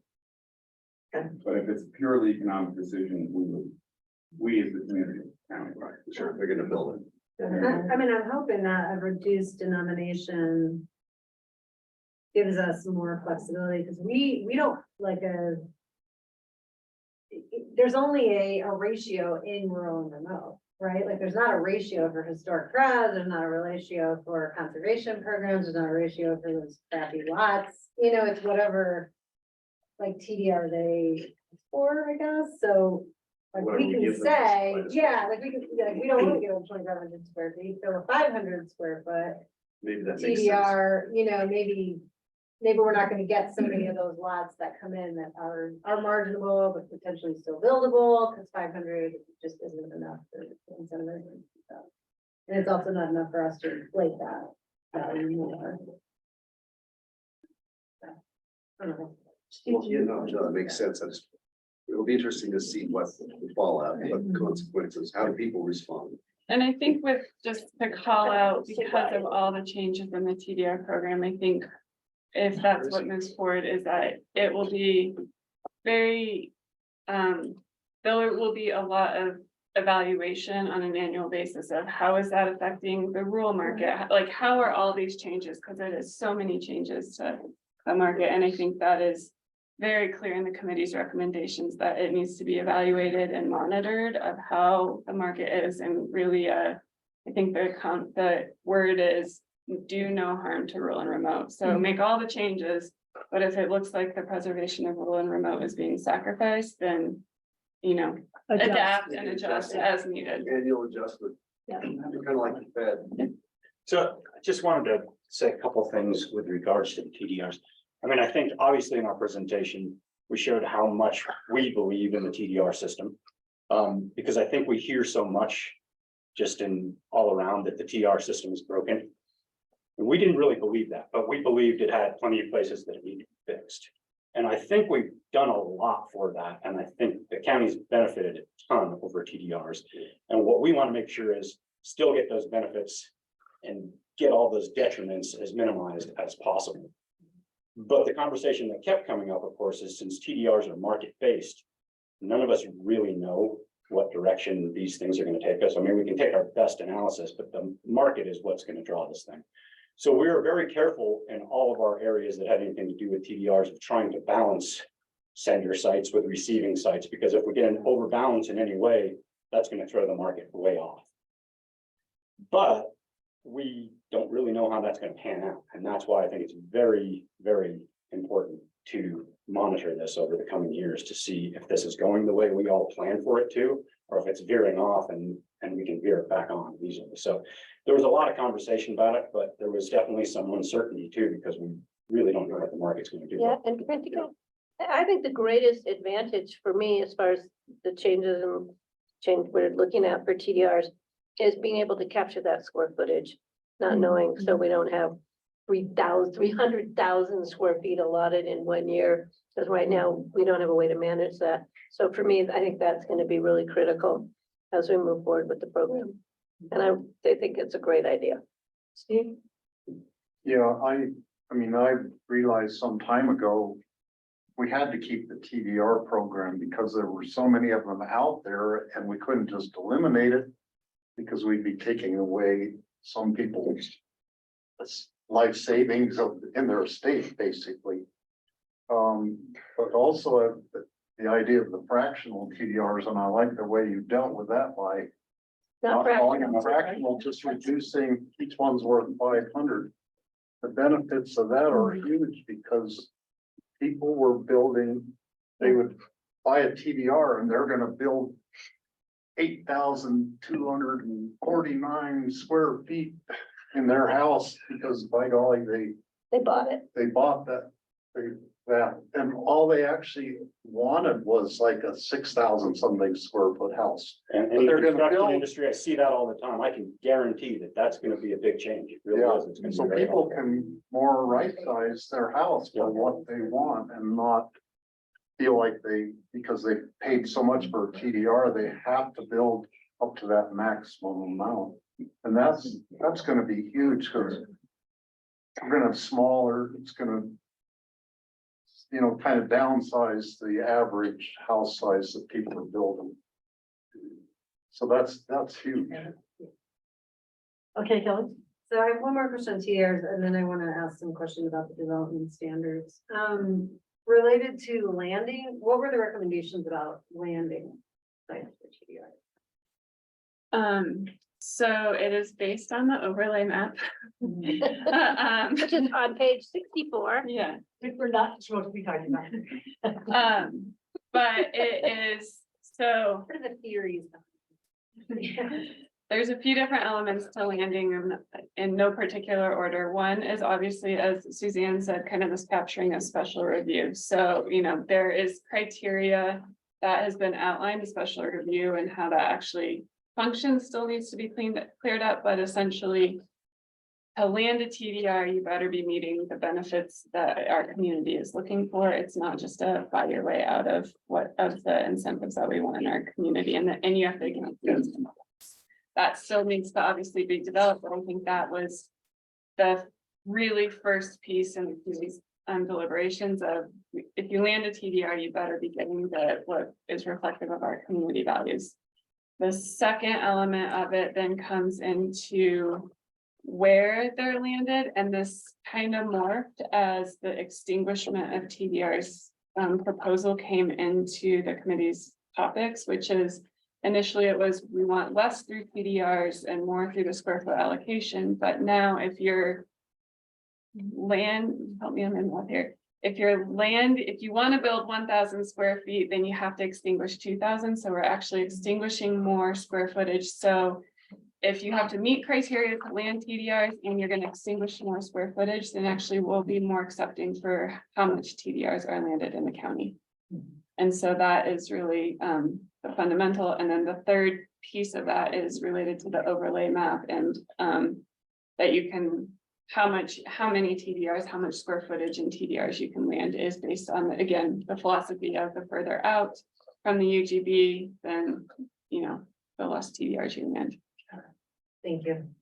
So if somebody has a piece of property and they have a 25 square foot house on it and 1,000 square foot CDU, they have 3,500 square feet of built stuff. They can then sell 2 TDRs and say, we're never going to add on to these buildings. And the covenant runs with the And property. 2 TDRs is the limit for that. Yep. So even if you only had 2,500, you still can only sell $1,000 worth of TDRs. Right. I mean, And 1,000 square feet. And the thought is start with maxing at 2 TDRs per property. Again, it's this, let's see what all the impacts are to the program and Randy's coming back. change. And so that's where it was, let's only do 2 to then see how it changes and maybe at your discretion, it becomes more and more. So We're gonna arm wrestle. it's not quite right. In the example that you just gave, I've got my house built in the 70s, I got a 2,500 square foot house, I got 1,000 square foot CDU. I want to sell one of these resident TDRs for 500 square feet.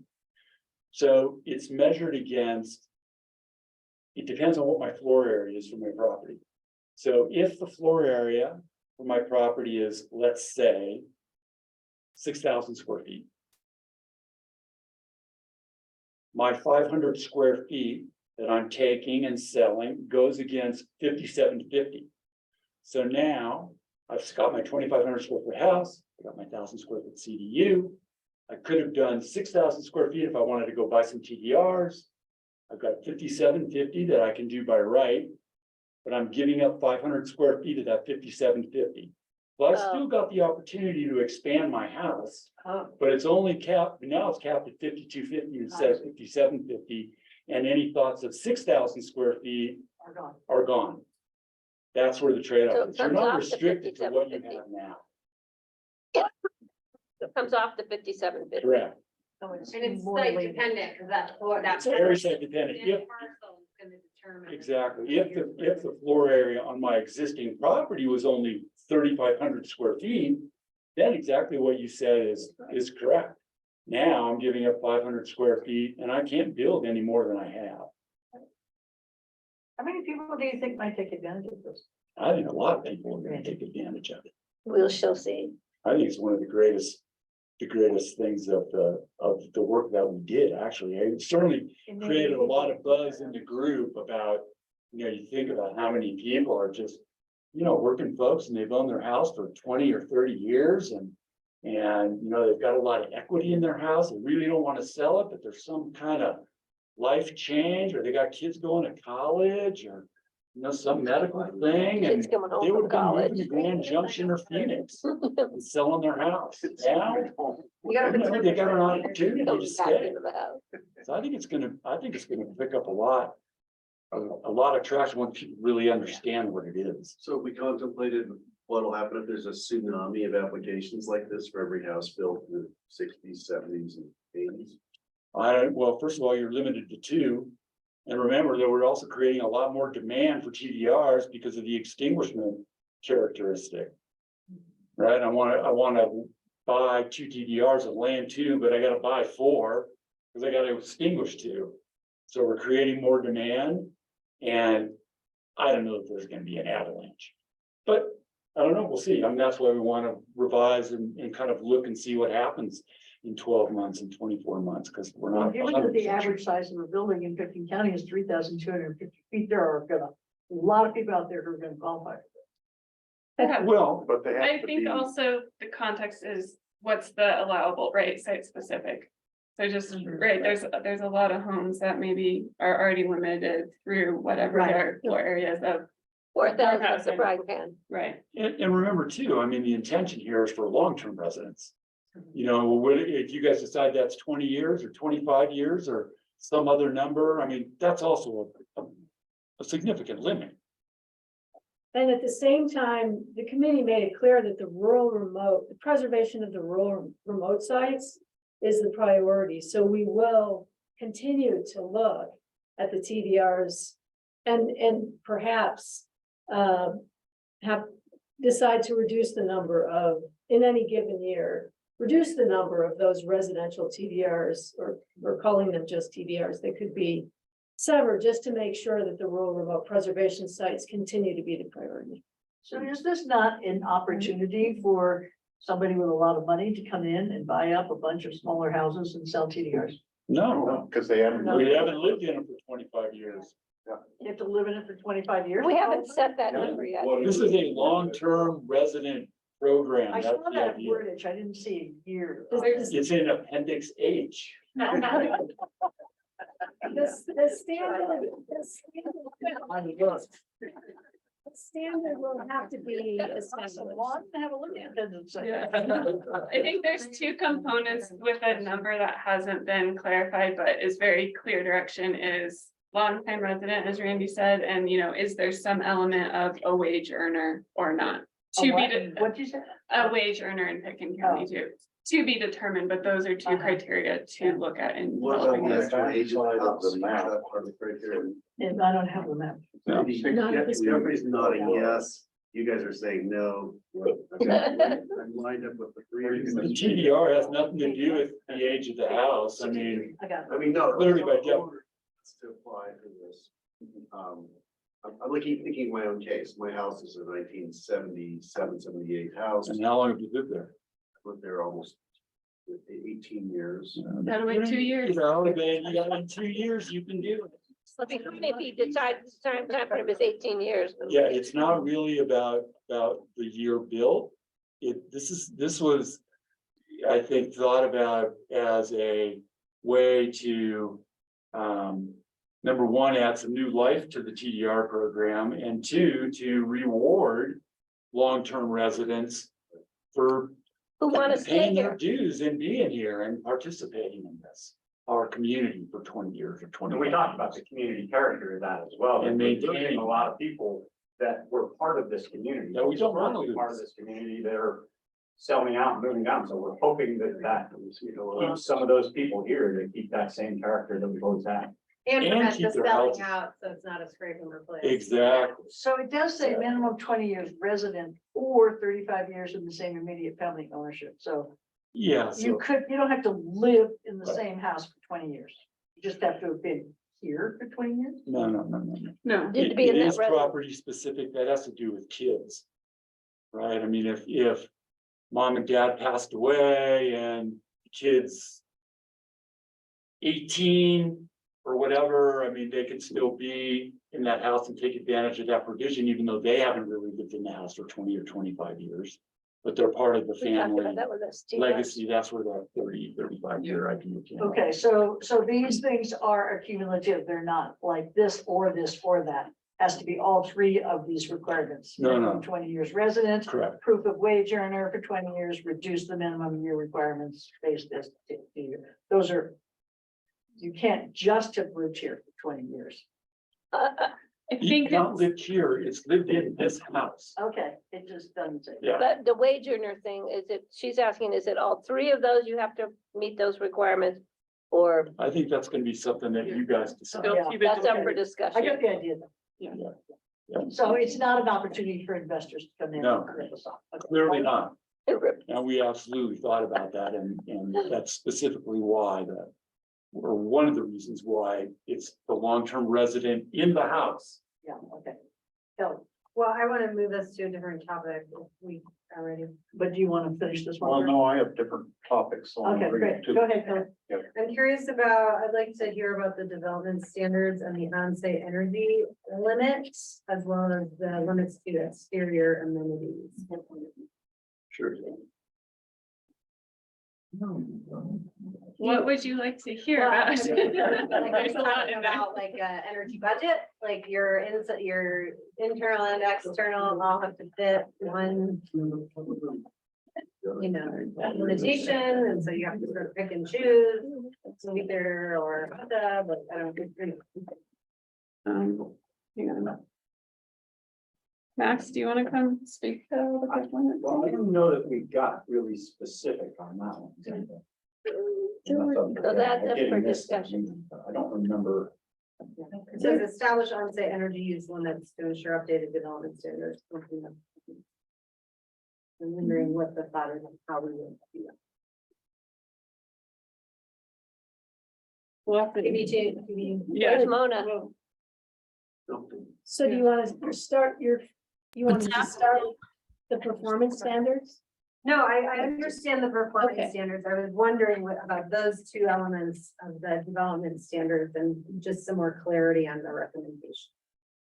Okay, I think it's to be determined, but I think it is really to be in parallel. Recognizing development standards as land use code, performance standard is the building. I think it was really more just an acknowledgement of whatever happens in the performance standard, that how that's capped, and then what amount of on-site storage, right? So can you do 200 kilowatts of a solar farm on your property? How does that play into the development standard recommendations? And or maybe you can't just can you do it all? Right, okay. And so the goal is driven by the performance standards in the passive house criteria. Okay, and Yeah. based on size and amenities, a person designing that would have to figure out what can meet those, or is there a limitation on going beyond? You know, like, can you generate more energy demand through amenities on a That's- property or not?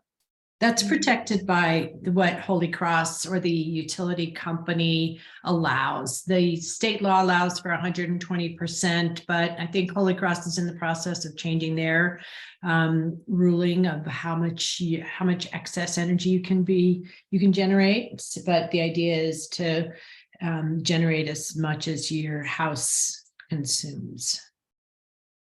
Well, what if your house consumes more than you can generate? Yeah, then that will be an issue. However, we also had the conversation that with Holy Cross moving towards 100% renewable energy by 2030, that while we don't want them to be responsible for supplying all of the renewable energy in the community, and that is incumbent upon the homeowners to help doing that, we will have we will have contribution from Holy Cross because they're moving towards 100% renewable energy as well. John, I think that can't be stressed enough, those two things, right? Holy Cross moving to 100%. And us moving to electrification of all. Those two things are the headlines to this whole thing, as far as I'm concerned, as far as carbon emissions, right? It's like, should be this aha moment for all of us. I mean, look what we've done with those two things alone. There's a lot more wonderful things here, but those two things for carbon emissions are astronomical, I think. So we're not so focused then on limiting external amenities because they won't be carbon generating in their energy. I don't think we want to give up on, them, because we do know, and we did discuss that these external amenities are huge users, right? Pools, snow melt especially, some of these large irrigation pumps and those sorts of things. So no, I don't think we want to completely give up on this. And another reason we don't want to give up on them is that it will take some time to be fully electrified. There are issues that we have to overcome, right? Like whether it's the technology to have snow melt we have the technology, but so that it's efficient for snow melt or for hot hot tubs and or pools. And then also just modernizing the grid. So we need to recognize that we have a process in front of us to go through over the next few years while we get through this. So, but I agree. I appreciate what Max is saying. We wanted to, these are some of the headlines of trying to help the county meet the greenhouse gas emissions reduction goals. And it's a pretty far step to thinking of a lot of the structures that we have around here and electrifying all of them. I mean, to me as a builder, buying into this because I believe in it with my heart, but thinking about implementing it is a huge task. And I've had many conversations with Jeffrey Erickson about this, and we'll be in continual conversation. We're gonna have to figure out how exactly this can be implemented, but we all realize that it's important enough to go that extra stride to do this. I guess, and I'm wondering if like a first step for us is being really rigorous about whether we approve some of these things for homes that are not being upgraded to new performance standard, right? Yeah. Well, just to add about the performance standards, I think we all recognized within the development standards and the performance standards that we could push the envelope on this. As Max is saying, we're pushing the envelope and we can push this and get folks to adopt new technologies. So, and I think the more we think about relying on the performance standards or including the performance standards, that this will really help us achieve the goals. Are these performance standards aligned with Aspen's? Performance standards in Aspen? Well, they just redid their building codes very stringently. Their Well, they- performance standards are currently under work. We are in conversations with the analyst over there. They haven't adopted or created anything.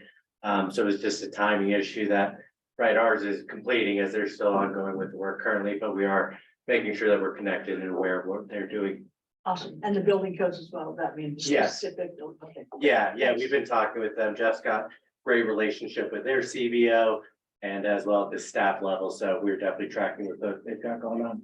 Thanks, Alan. Did they upgrade their energy code to the same level as ours, or are we pretty equal on that, or? So our energy code is a HERS rating system. They're doing a performance energy management, which is a bit of a different process, ultimately achieving the same goal of net zero, but right, the way in which we're going about it versus they are, there is some difference there. And Snowmass as well? I'm not as familiar with snow masses. But I would say, Mass doesn't have a performance standard. They have a standard building code that you have to build to. I believe it's a 2021 though. Snowmass, did you say on it? 2021. I think it's a 2021 building code that Snowmass has adopted.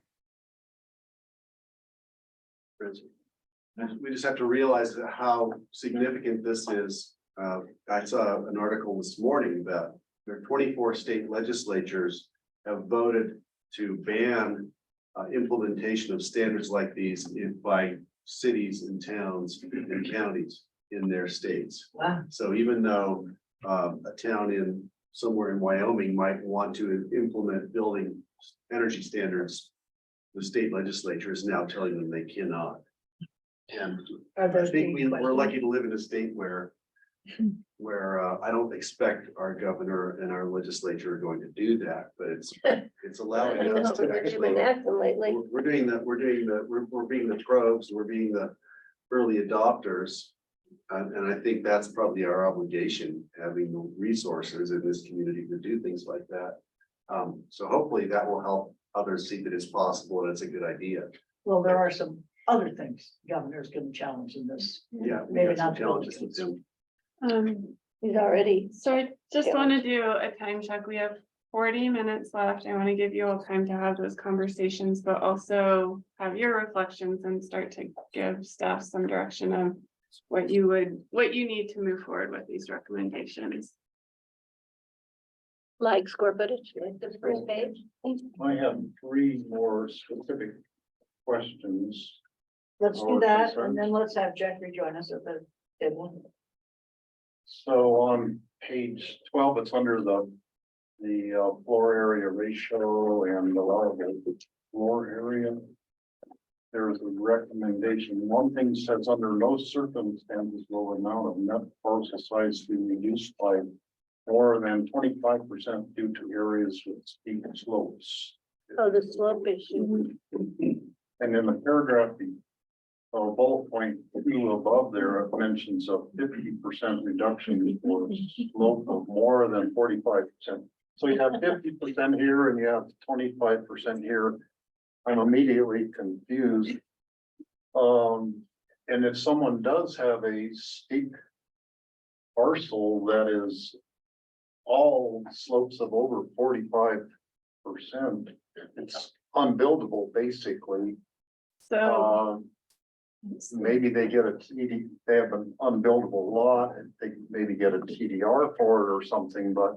so there's Can you two, explain that? yeah, there's two components, and yes, you're right. There's, the percentages can be very confusing in here, and this is somewhat actually modeled off of how the city's slope reduction operates. So basically, if you have a parcel with 30 to 45% slope, so we're just talking percentage of slope, then that is reduced of what's considered your buildable amount, right?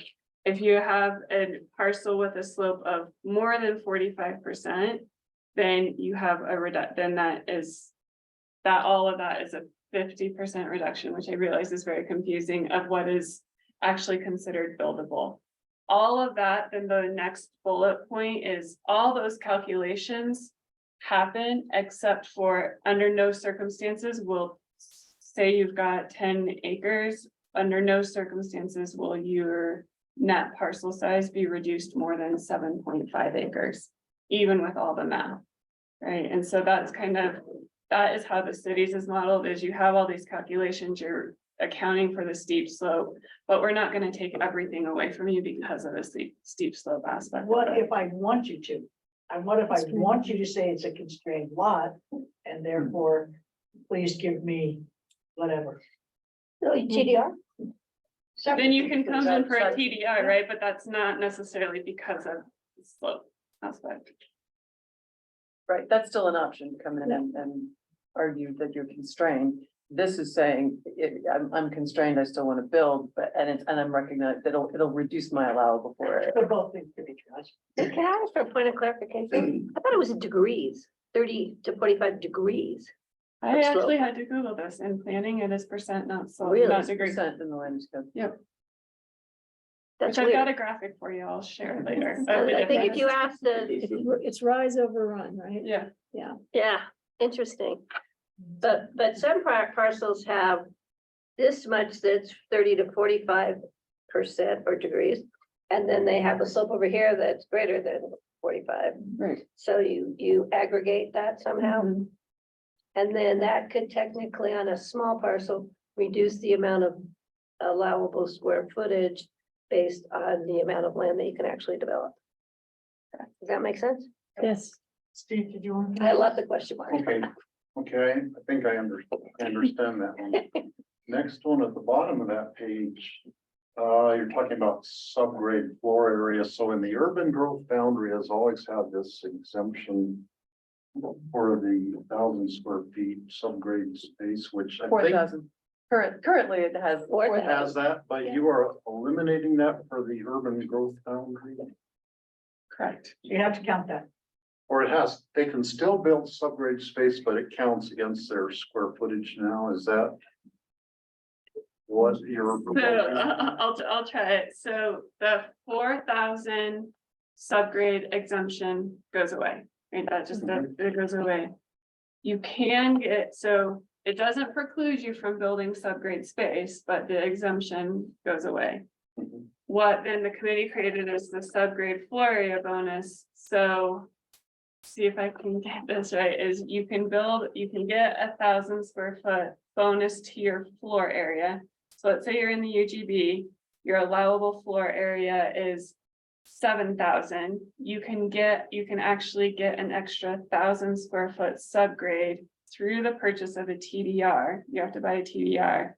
And so you could then build up to 8,000. However, but it cannot exceed the max house size. So that scenario, if your allowable floor area for your home is 7,000, you can build up to 8,000 with the subgrade. If your allowable floor area is 9,000, you don't get to build the 1,000 square foot subgrade to 10,000. You can still only go to the 9,250. And But that- it has, if it's above your allowable floor area, you have to use a TDR to get there. and you have to go through a special review. To use the To use TDR. that TDR. That's an Then- absolute hard cap. Absolutely. Then my $10,000 question, I never could understand why in the urban growth boundary were they given exempt? In this case, they can get a bonus. Why doesn't this apply to anywhere in the county? Why differentiate between urban and rural in terms of the subgrade space? We try to incentivize people to build in the UGB. Correct. Which isn't a lot of opportunity anymore. And in a rural area where we want houses to look Better smaller, if people are building subgrade space, the house looks smaller from the road. For Which the is, air. which is a benefit, even if the house might be bigger, but it's underground, so you can't see it. But that's The dirt you're visual- moving to the landfill, and we know how we feel about dirt being moved to the landfill. I think there From- are some punitive things in here for people who already have property in rural areas. Yeah. And in our case, we didn't take one drop of dirt to the landfill in any of our construction. So it all stayed on the land, because if you have a parcel of land in a rural area, you have space to put big rocks, and I have these big, beautiful landscaping rocks Well, let's in finish my our yard, question. which are there because we didn't take them to a landfill or whatever. And we can do that during our discussion, but I Yeah. think we should finish our question. So now, Phase there's here. one other, going back to the zoning overlay thing, which is on page 27. And I just, looking through it, it mentions a special event permits also. For zone B, and I know that in my neighborhood, there are gonna be some people who are adamantly opposed to having a restriction on a special event permit. Right now, people are allowed 3 special events per year, and that would be being taken away from people in my neighborhood. Just to who- clarify, this is specific to a special event venue, which is on a property that wants to do it more than 3 times a year. And has to go through a full special review to do that. I mean, there could be a conversation, obviously, about special events in general and when and how often they're appropriate, but right, but this is specific, the language here is specific to Well, a venue. the middle one is special event venue. Oh, sorry, okay. Which I then get missed that. Okay, The one above it is special Um, event permits, which I think we need to have further discussion about that, but I just wanted to but, flag and that. right, and I think that's the same For- conversation as for the zone STRs B, about. or in zone A, which is zone A all rural and remote? Yep. What if someone wants to do well, maybe they don't need to get a special event permit to do a family wedding on their parcel. Right. Do they need a special event permit for that? Not for that, for your own personal party on your own So I property. On your think own it's property. something Even for with further tents? discussion to figure, make sure we're getting. Even that with a right. tent, you need a tent permit. You don't need a special event permit. But if you are letting someone else have their party on your property, and chances are charging them money for that, you need a special event permit for that, and that counts towards your number you can have each year. And the temp permit, a lot of it is to comply with fire codes. Yes. So let's have Jeffrey join us at the table. Patty, maybe you could clear out that chair. I think that's the only chair that's left, or over by John. I can clear this up. for Jeff. Over by John would be great. Good, right here. We've got- Thank you. Cheers. Yeah, cheers. Here.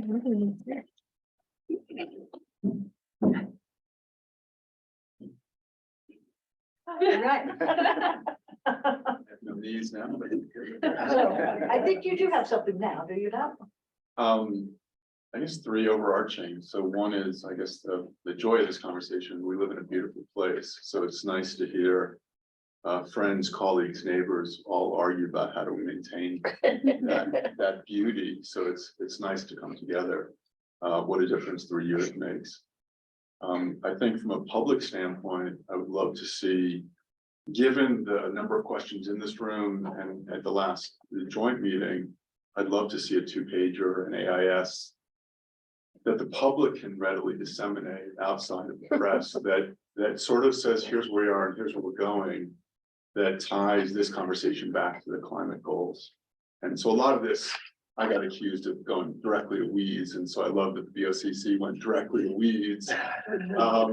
But I think the general public probably has a fear right now in terms of this conversation and what's the economic impact and what's the 5-year impact on employee housing. And you take on top of that, what they're probably not watching are the preemption moves by the state. So I think those two issues potentially weigh on the real estate community as well as the general public. And so I'd love to see an executive summary or a letter from this board saying, here's where we are. And here's- Before or yeah. after we get specific with it, like now? Yeah, Now, I mean, part of this 10 months has been about communication and collaboration. And even though there's uncertainty about where the land use code will be written over the next 12 months or 18 months, I think the public deserves a statement. And it could be signed by Mona and Mike and Francie. I mean, it's really, this community's come together over the past 10 months, and I think it's got to reflect that inclusivity. And don't lose that momentum that you built, because we know in 3 months' time, when we're at the P and Z meeting, we will get 20 letters from people that didn't read email, the newspaper, or attend this Right. meeting. So know that's coming. yeah, I'm just curious because this is really an advisory committee, so Yeah. this is really advice. Yeah. And so do we want to, are you suggesting that we publish something for the public that is a summary of what the growth committee is advising? Or what the BOCC is thinking to adopt? I just Didn't we don't already do? want to make sure we don't get the cart before the horse here. Staff had already planned to do some open houses to provide an opportunity for the public to understand what the committee is recommending. So that the public who did not participate in this would have an opportunity to provide their voice at both the board table and commission table. So that is something we're already looking at doing unless directed otherwise. And maybe the only other piece, and if this is where you're going to, is I think what staff is looking for is, because this is advisory, where is the board going to direct us to move forward? So so those open houses would both be from what the growth committee is doing, coupled with what is the board directing to move forward? Is it all of it? Is it some of it? Are there bits and pieces? So. Okay, Kelly? Yeah, and I mean, I would say there's a lot of coded language in here that I don't think people necessarily outside the 50 of us are totally gonna get. And I would really like us to leverage this community work to talk with the governor's office and partners about the whole land use conversation. About like, if you really wanted to have a conversation about how land use ties to transportation and climate goals and, things like that, like this is the work we are doing.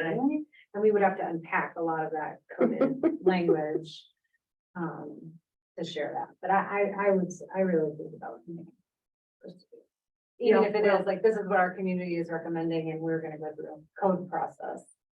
I think we have to do that anyway. I mean, we're gonna have to do that. Yeah. The hard part is how do we consolidate it into not 70 pages and into language that would be understood by the governor and by the general community.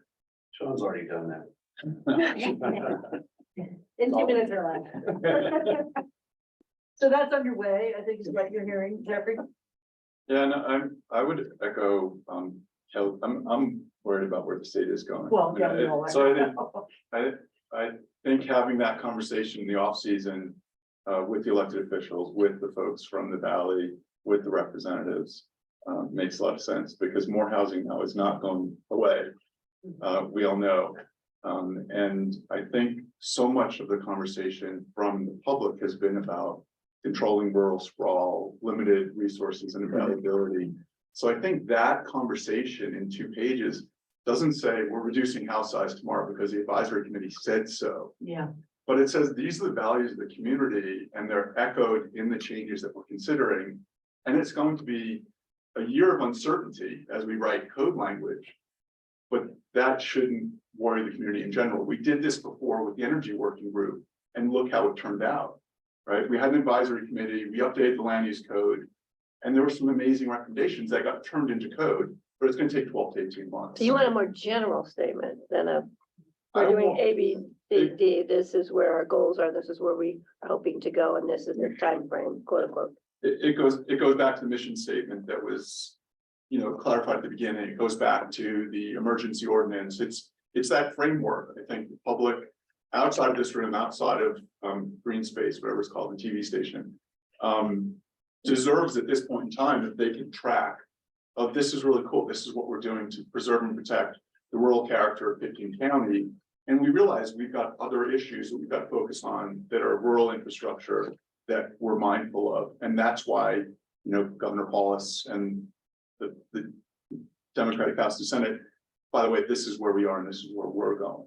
Yeah. And I think it's one of the lessons I took out of the last legislative session was it's really important, and this conversation as well, bring it back to Pitkin, that it's really important to come back and say, look, it's great that you're drafting this legislation, but if we, the real estate community, don't agree with you, here's how we'd amend it. And I think that there's gonna be people that disagree with what is crafted and what the language looks like out of the land use code. But if they feel like they're a participant now, after the citizen advisory group, and they come in and say, look, here's how we'd amend this going forward. And this would even, we take what you've done over the past 10 months, make it even better. Then we've continued that sort of openness in the conversation and dialogue. Yeah. Without presupposing the outcome. So just to remind you, there were several representatives from the building industry Yeah. and real estate on the committee, so. Not that we don't want to hear from others, I don't mean to imply that, but. Okay, so other comments amongst us? I'll make a comment about Jeffrey. Jeffrey, if you want to know anything about House Bill 1255, Oh my God. he knows more than Kelly knows about that. It's like, Might we have to were go having up a against Miles. conversation about 1255 and Jeffrey was working on that more than any of us were working on it this winter. I'll No, tell we're you. definitely discussing that. Yeah, it's a compliment.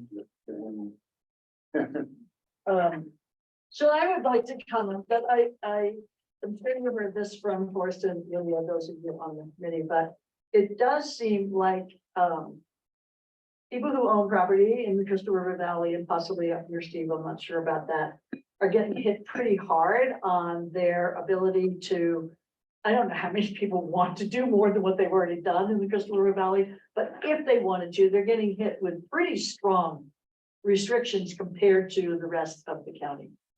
And so I'm concerned about that. I mean, I could be convinced, I'm sure, but just being from the Crystal River Valley and representing that part of the valley, I just want to point out that there's only a very thin strip along the highway that's yellow and the rest is very restrictive. So that's something that I would, I think we just need to flesh out a little bit and I mean, I'm in the rural residential area up on Stark Mesa. We're 6 minutes from downtown Carbondale. It's not like we are an outlying area that needs to be preserved like rural and remote. And so there's 7 houses on our little mesa, and then you go up the road and it's Handy Drive and it's a suburb of Carbondale, not Aspen, but Carbondale. So, and I think there's probably other areas that this affects, but I do think that there are probably people who invested in property in some of these blue areas.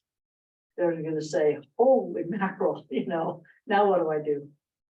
And I think what I'm hearing from the board discussion, if I were to, of all the questions of what's additional information, is that again, I think the conversation around the zoning overlay is more in the definition of the characteristics and less about the map. And I think what we're hearing at the staff is you know, we could revise, because that map was thrown together in a lot of different iterations.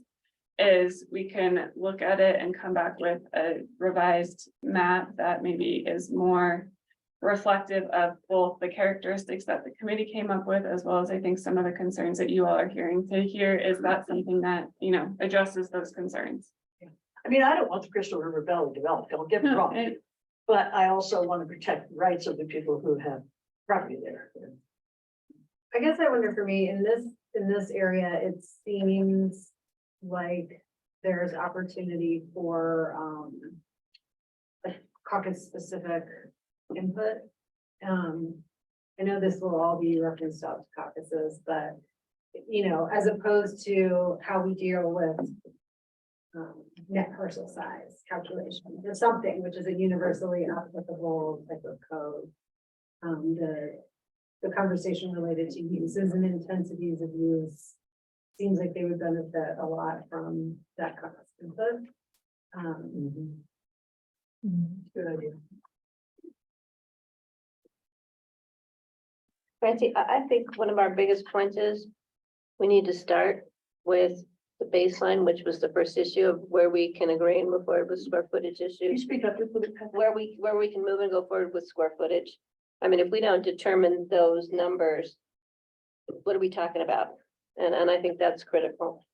As for the underlying, everything stacks up onto that. So, because I don't know if the board's in agreement with what's been recommended, or it's, we need to have that discussion. And I'm just looking at the board reflections and dialogue. And for me, number one is where we're starting with square footage.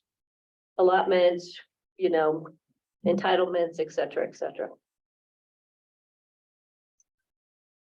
Yeah, and in response to the most critical to addressing growth and climate, I guess I'm a little disappointed that it's not stricter about demolition. I understand that the requirements for rebuilding are strict, but just demolition in and of itself, I was hoping for a little bit more of a heavy hand in controlling that. I know the city has six demos allowed per year. And I don't know, to me, it's just one of the more egregious things that happens in this community is the demolition of perfectly good buildings that have really high end materials in them and a lot of embodied carbon in them, and then we just blow it up and do it again. That to me is a little bit disappointing. I don't know how other people feel about that. I feel the same way. So I'll have clarification from the attorney's office at our next discussion and exact about House Bill. How what? How the House Bill is going to affect that or not. The Well, demo? I wonder if there's an opportunity Limitation of permits. here to where, you know, there is a recommendation to set a threshold for material waste. With construction and demolition requirements that seems tied to the tiering. So I wonder if there's. So some That's an specificity opportunity, there. yes. Yeah. You know, or if we get to a point where we have. Like if we know this proportion of the units in Pickens County are meeting this building standard, which is high efficiency. You know, once we're past that, then we start to really hone in on a demolition quota, because we've upgraded everything. Now we don't want to tear it all down, because now it's performing well. Yeah. You know, if that's sort of what we start to think about in terms of, you know, if we have all these, if we 80% of our homes are really higher energy efficient and are built up to a great code, then we don't want to tear all those down, but we want some incentive to replace those. Yeah, I get what you're saying. Yeah. It's kind of like buying a new car as compared to driving something that doesn't Yeah. get 35 miles per gallon. How much more are you affecting the overall environment by buying a new car than keeping Right. your other car on the road? Sort of the same idea. So just a thought on that, and maybe it's included in here, I'm not sure, but. If someone wants to demolish a home. Maybe they get a square footage reduction on the amount they can rebuild. That's what I thought it said, but it doesn't. And maybe that should be, I mean, we should consider it. I'll have to think on that, but that would be a disincentive for demolishing a house. And maybe there would be parameters, like if it's a really dinosaur energy inefficient house that's been there for a really long time. Chances are it's gonna be a smaller one anyhow, and maybe in that case, there's, you could demolish it and replace it with a state of the art, very energy efficient one. But if you're taking a house that's 15 years old, that is, a perfectly good house, it could maybe have some energy upgrades, to be more efficient. But it's a vanity thing. People are buying properties just for the property and not for the house that's on it. Because it's not their dream house, they're demolishing it. Now this is maybe more blame on the city of Aspen than in the unincorporated county. I don't know. I don't actually know how much demolition is taking place in unincorporated county. But that's just some thoughts on that. That is knowable. Should have taken that into consideration with our draft. I think I got those numbers actually from Brian recently.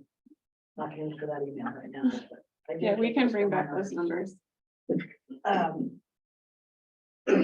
I wonder if we're gonna have, if there's gonna be any limit on staggered rebuilds. So you do 499 this year in your house, and then you do 499 next year, and then 499 the next year, until, you've basically done the whole thing with no restrictions, because you're under 500. Something to think about. If you're gonna be motivated, that's a giant thing.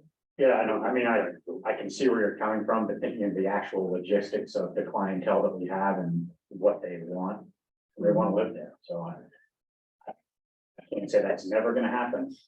But I know most of the clientele is not gonna want that continue, but I hadn't Well, that's thought of good that to until you brought it up, so it is possible, I guess. I mean, there are people who work the system because they can. Really? Why are we creating all these rules? Yeah. I think the community thinks that if you have enough money, the rules don't apply. And that, you can just buy more TDRs, you can just do that. That's why I think a hard cap of 9,250, although that's a gigantic house, is certainly better than not having a hard cap, because people have one system. I mean, I'll comment. I don't think there's anything egregious in here that I wouldn't want to pursue. Like, I don't have any major, there's no major flags for me that like, oh, I'm just not gonna support this element of the code change. I do think that some of these are tricky and the information that we're gonna have to be presented with as we contemplate a code change. I would say we probably really need to figure out how this parcel size calculation is gonna work, and I get some smart folks working on that ASAP, or, the square footage total, I don't think is as hard as the parcel size. I am thinking about how the development standards and kind of the map zoning overlay kind of interplay with each other, and just, the information that's out there, like what we know about WUI areas, what we know about wildlife biodiversity study, what does RAFTA's planning tell us? I think all of that can really inform when we think about the types of uses. We might want to discuss, or in the criteria we would set. So that's the direction I would like to offer in terms of pursuing a path forward. Okay. Yeah, I have a broader question. This is a lot of work. Do we have staff time and availability there's a lot of information, just the development standards themselves and trying to come up with those and create those. Just that one. So Patty, within our current staff complement, no, to do all this work. And so we would look at bringing on additional help, contracted help to help us work through this in a timely fashion, as we have in past code rewrites. So we believe are working on RFPs in anticipation of getting direction for code revisions, both land use and building code revisions. That would be forthcoming, but to properly scope those, we need to have these conversations. Funding mechanism for that? That would, we do have surpluses coming in right now, with our, building fees. So we feel like we've got, adequate resources to bring back to the board to appropriate Great. for this purpose Thank you. with development pay. And to tag just a next side note, the suggestion within the TDR program to have some administrative fee, we don't currently have anything, do we?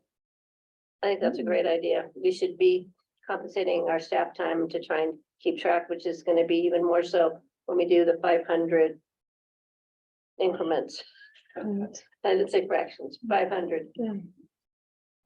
Thanks. I will also say, I think in terms of any kind of additional reporting of this process, it would help to articulate how the committee has envisioned the climate reductions. You know, like be very clear about, we think these elements of max articulated are gonna be super instrumental for the reduction. Thanks.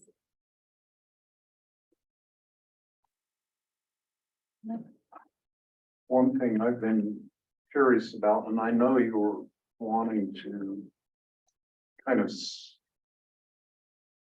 do this in phases, like what's the most important things we can do first, or what's the easiest ones we can do first? And I know that's gonna be part of the discussion, but I think that's really critical, that there are some things that are so important in terms of energy, climate change action end of it, that we really need to be working on those maybe first, even though some of them might be harder parts of this.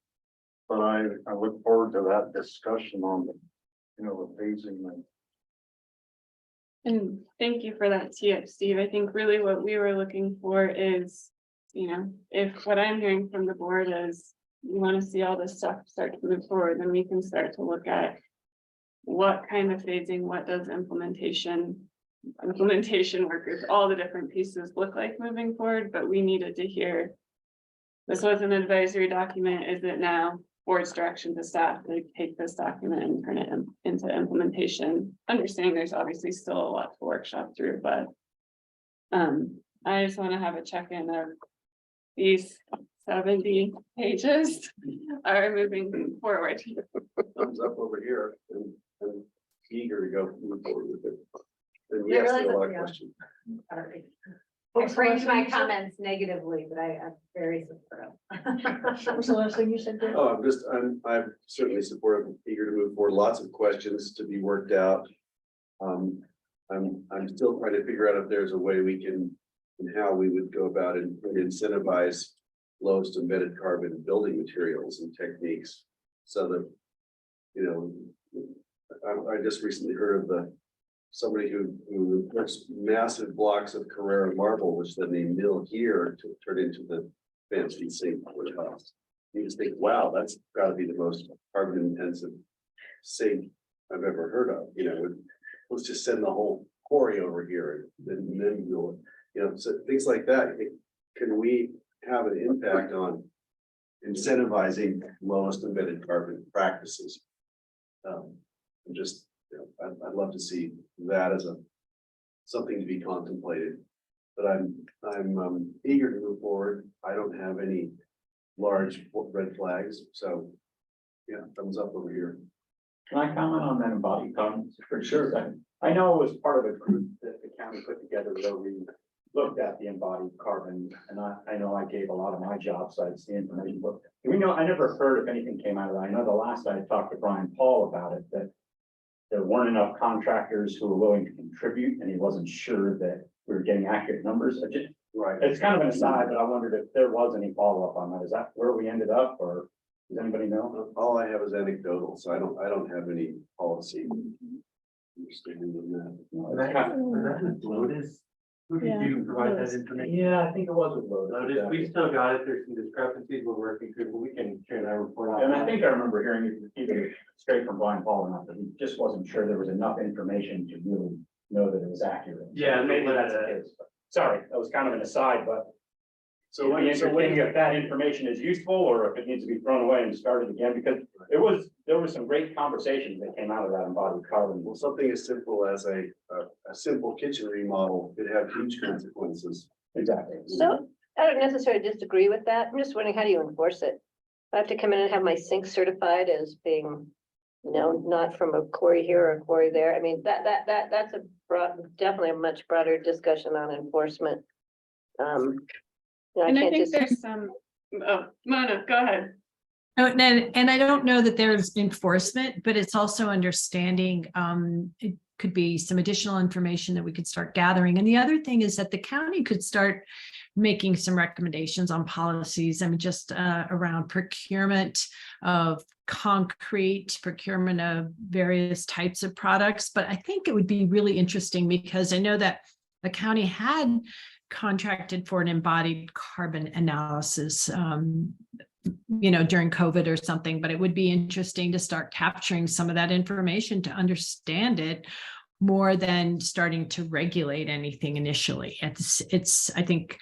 I do think that it's information we should start capturing, we should start thinking about because of the types of materials that are used here and that may end up in the landfill that there may be some more robust efforts for reclamation could be done of materials when they're removed from houses, that kind of thing. So I do think it's not about regulation. It's about data gathering, information gathering, and also making people aware of, yes, you can afford marble from, that marble quarry in Italy. Do you need it? Do you want it?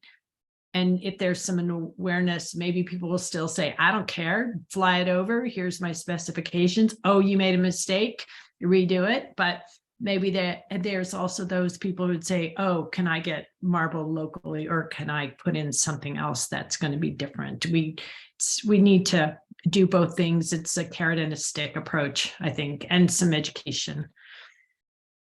So one thing I do remember from that study though was by far the biggest issue was commuter traffic, daily miles traveled by the commuters. And so I think that really lends itself to what we've been discussing with affordable housing would be the key. I mean, it was astronomical, those vehicle miles traveled compared to the stuff that we're talking about, because those are anecdotes that we all hear that they are crazy and they don't make any sense. But when you really look at what is the big issue there, it's the vehicle miles traveled up and down 82 of the workforce. Well, it's interesting you say that because I thought I read that the largest percentage of emissions in this county was from buildings, not from cars. Was from buildings. From buildings, isn't that right? It is Well, building. Like 47%, I think. But this was with it embodied carbon for our built environment. So that's a Right. separate. Does that make sense? No, I don't get that. So I think what you're talking about is just all in general, what's the biggest user of carbon? What's the largest emitter of Emitter. emissions? Yeah. And then what I'm talking about, this is embodied from construction. The embodied footprint. It's a side portion of that. And what we know is that it's about 22% of the traffic up and down the 82 corridor that is to service and construct buildings. So it's a slice of the pie. The largest emitter is still the energy consuming process of buildings, commercial and residential. And then you start looking at the other pieces, and this traffic that Max is talking about is a really significant portion of the next piece in the construction and housing management arena. So the 22% that's from transportation is a portion of that that's allied with construction, part of the assessment of building emissions or transportation emissions? It would be within the transportation sector. Okay, thank you. I think the point there, though, is that it's an outsized influence on the emissions by the auto sector. Yeah. As relative to all the other sectors in our economy contributing Oh, to transportation. Right. If we're trying to make a difference, again, we have to look at, well, what's causing these issues and how can we pull those levers to make that difference? Happily, we're working on all of them at the same time. Yes. Yes, we need to. So, I you do wanna wonder keep how going much around? we ended in the last 3 years. Patty, are you in favor of moving forward with this? Yeah, pretty much what I said. I was just concerned about staffing and how we were gonna accommodate that. John answered the questions, and I want you all to know, this is my growth management proving binder from October 2020. So I'm gonna have to go to a bigger binder. I have a feeling. Maybe you do. Steve, are you in favor of the staff moving forward with this? I definitely am, and I mean, I do have some concerns about areas that I made those known. But we're gonna need to do some tweaks on it and have further discussion, but. You know, the committee worked really hard on this, and they made a lot of compromises in the committee work. And I'm not gonna pull the rug out from under what they did. I wanna move it all forward and do the whole thing if we can with, you know, with tweaking it if it needs to be, but Yeah, I also, I think it's an incredible piece of work and I totally support it, as I said at the last meeting, and I think these guys have already said they support it, so that's all of us. So but we're not done with the committee yet, so I'm looking at you guys out there.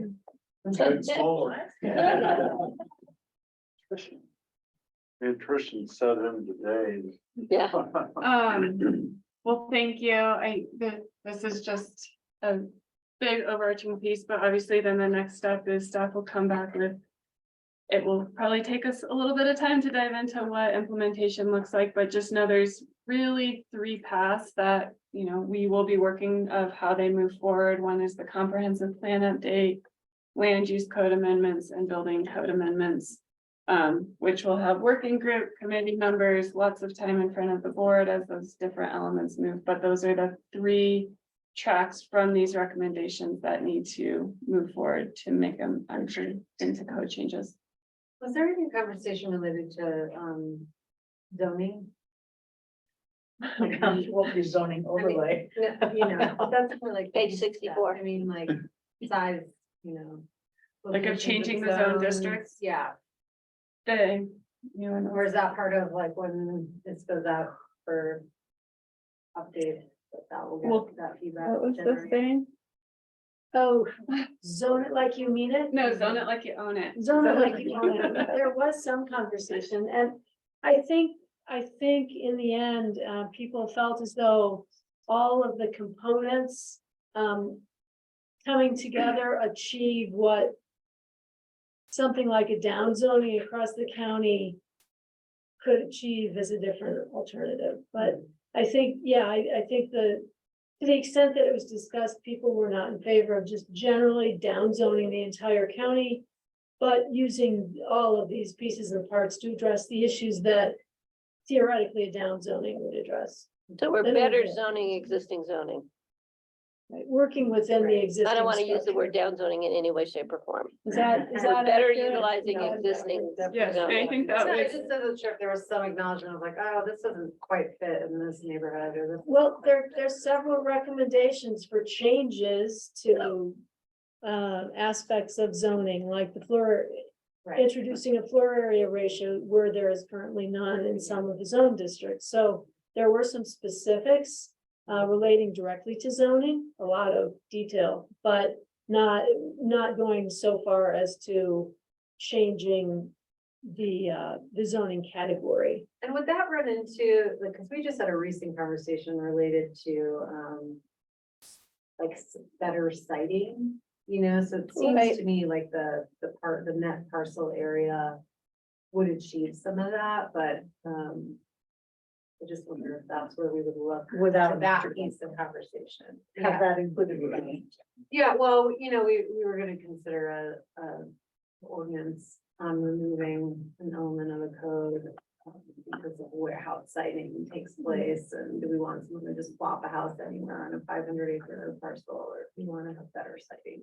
Or even a There's standards for it. And I think that's where some of the development standards in addition, right, like what is actually saying, what it.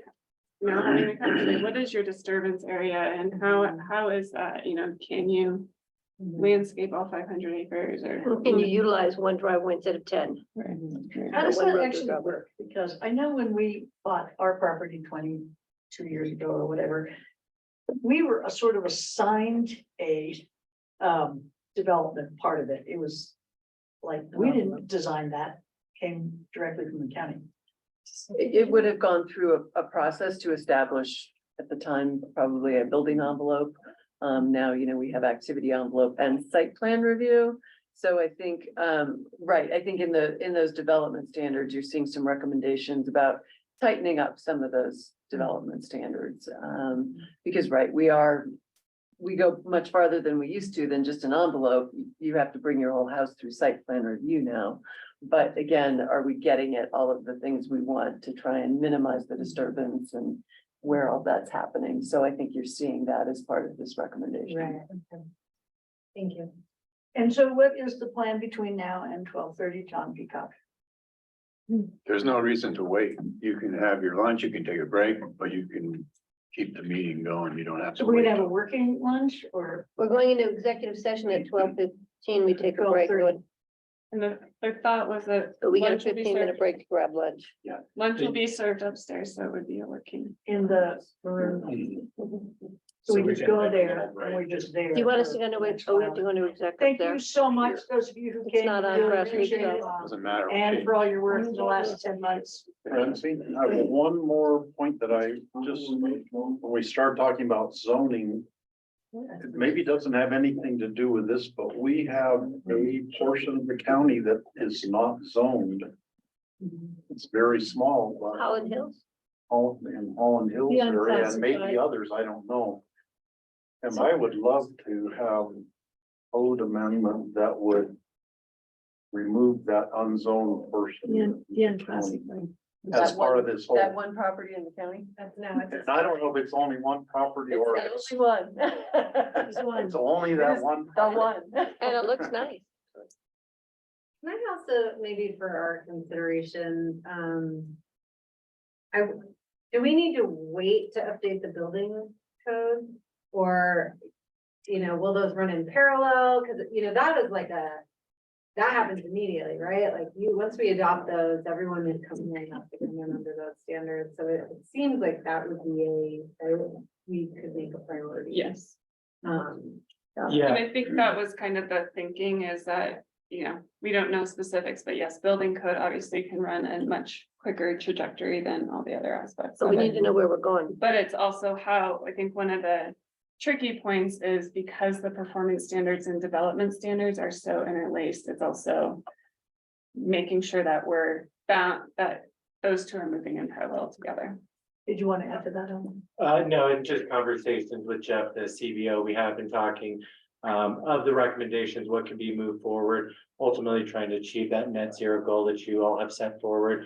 That has been a lot of the work he's been doing in parallel with the committee. So a lot of that we are trying to bring as soon as possible, understanding it'll have a pretty significant impact right on those building permits that come in after the fact.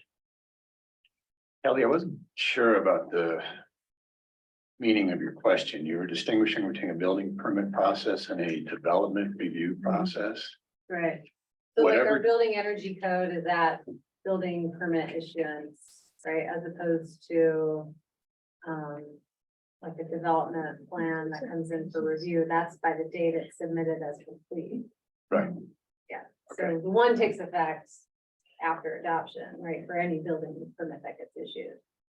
Both would take effect. Anything having to do with the land use code versus the building code, Mhm, they would both take immediate effect, mhm, or they can take immediate effect. mhm. But And there's no real distinction between that. So under the law, when somebody submits a complete application, they're entitled to be reviewed under the law at the time of that submittal. For the building code as well. Both, Building code. both land use code, building code, same thing. And so applications that are already in process would not be affected. Not necessarily. There are ways around that, but they're limited. Some things you Is remember. Miles going to join us for exec session on 12:55? I don't believe so. No? It's just us. I don't believe so. So Francie, Madam Chair, can I entertain a motion to go into executive session? If I can suggest a different motion that's a little more expanded than the one on the agenda. I haven't gotten to that part yet. I just want to get us, for the purposes of, Well, before we get to that, oh, if you could just convene us in a special meeting, and then I'd give you my suggestion. okay, so I'm gonna make a motion to go into a special meeting, or she just has to convene it. Either way. I'll second. All those in favor? Aye. Now, would you like me to entertain a motion to go into executive Yes, I session? would love it if you. For the would entertain purposes motion and of- vote to go into executive session. For the purposes of, Discussion with council of House Bill 23-1255 and its implications for administration of the land use code and the recommendations of the Community Growth Advisory Committee pursuant to CRS 24-64024B. You move? I moved. All those in favor? aye. Aye. Thank you, guys. Great job. You guys are awesome. Before we're off the record, I want to state that the Are we still entirety, taping? the entirety of the executive session will be attorney-client communication.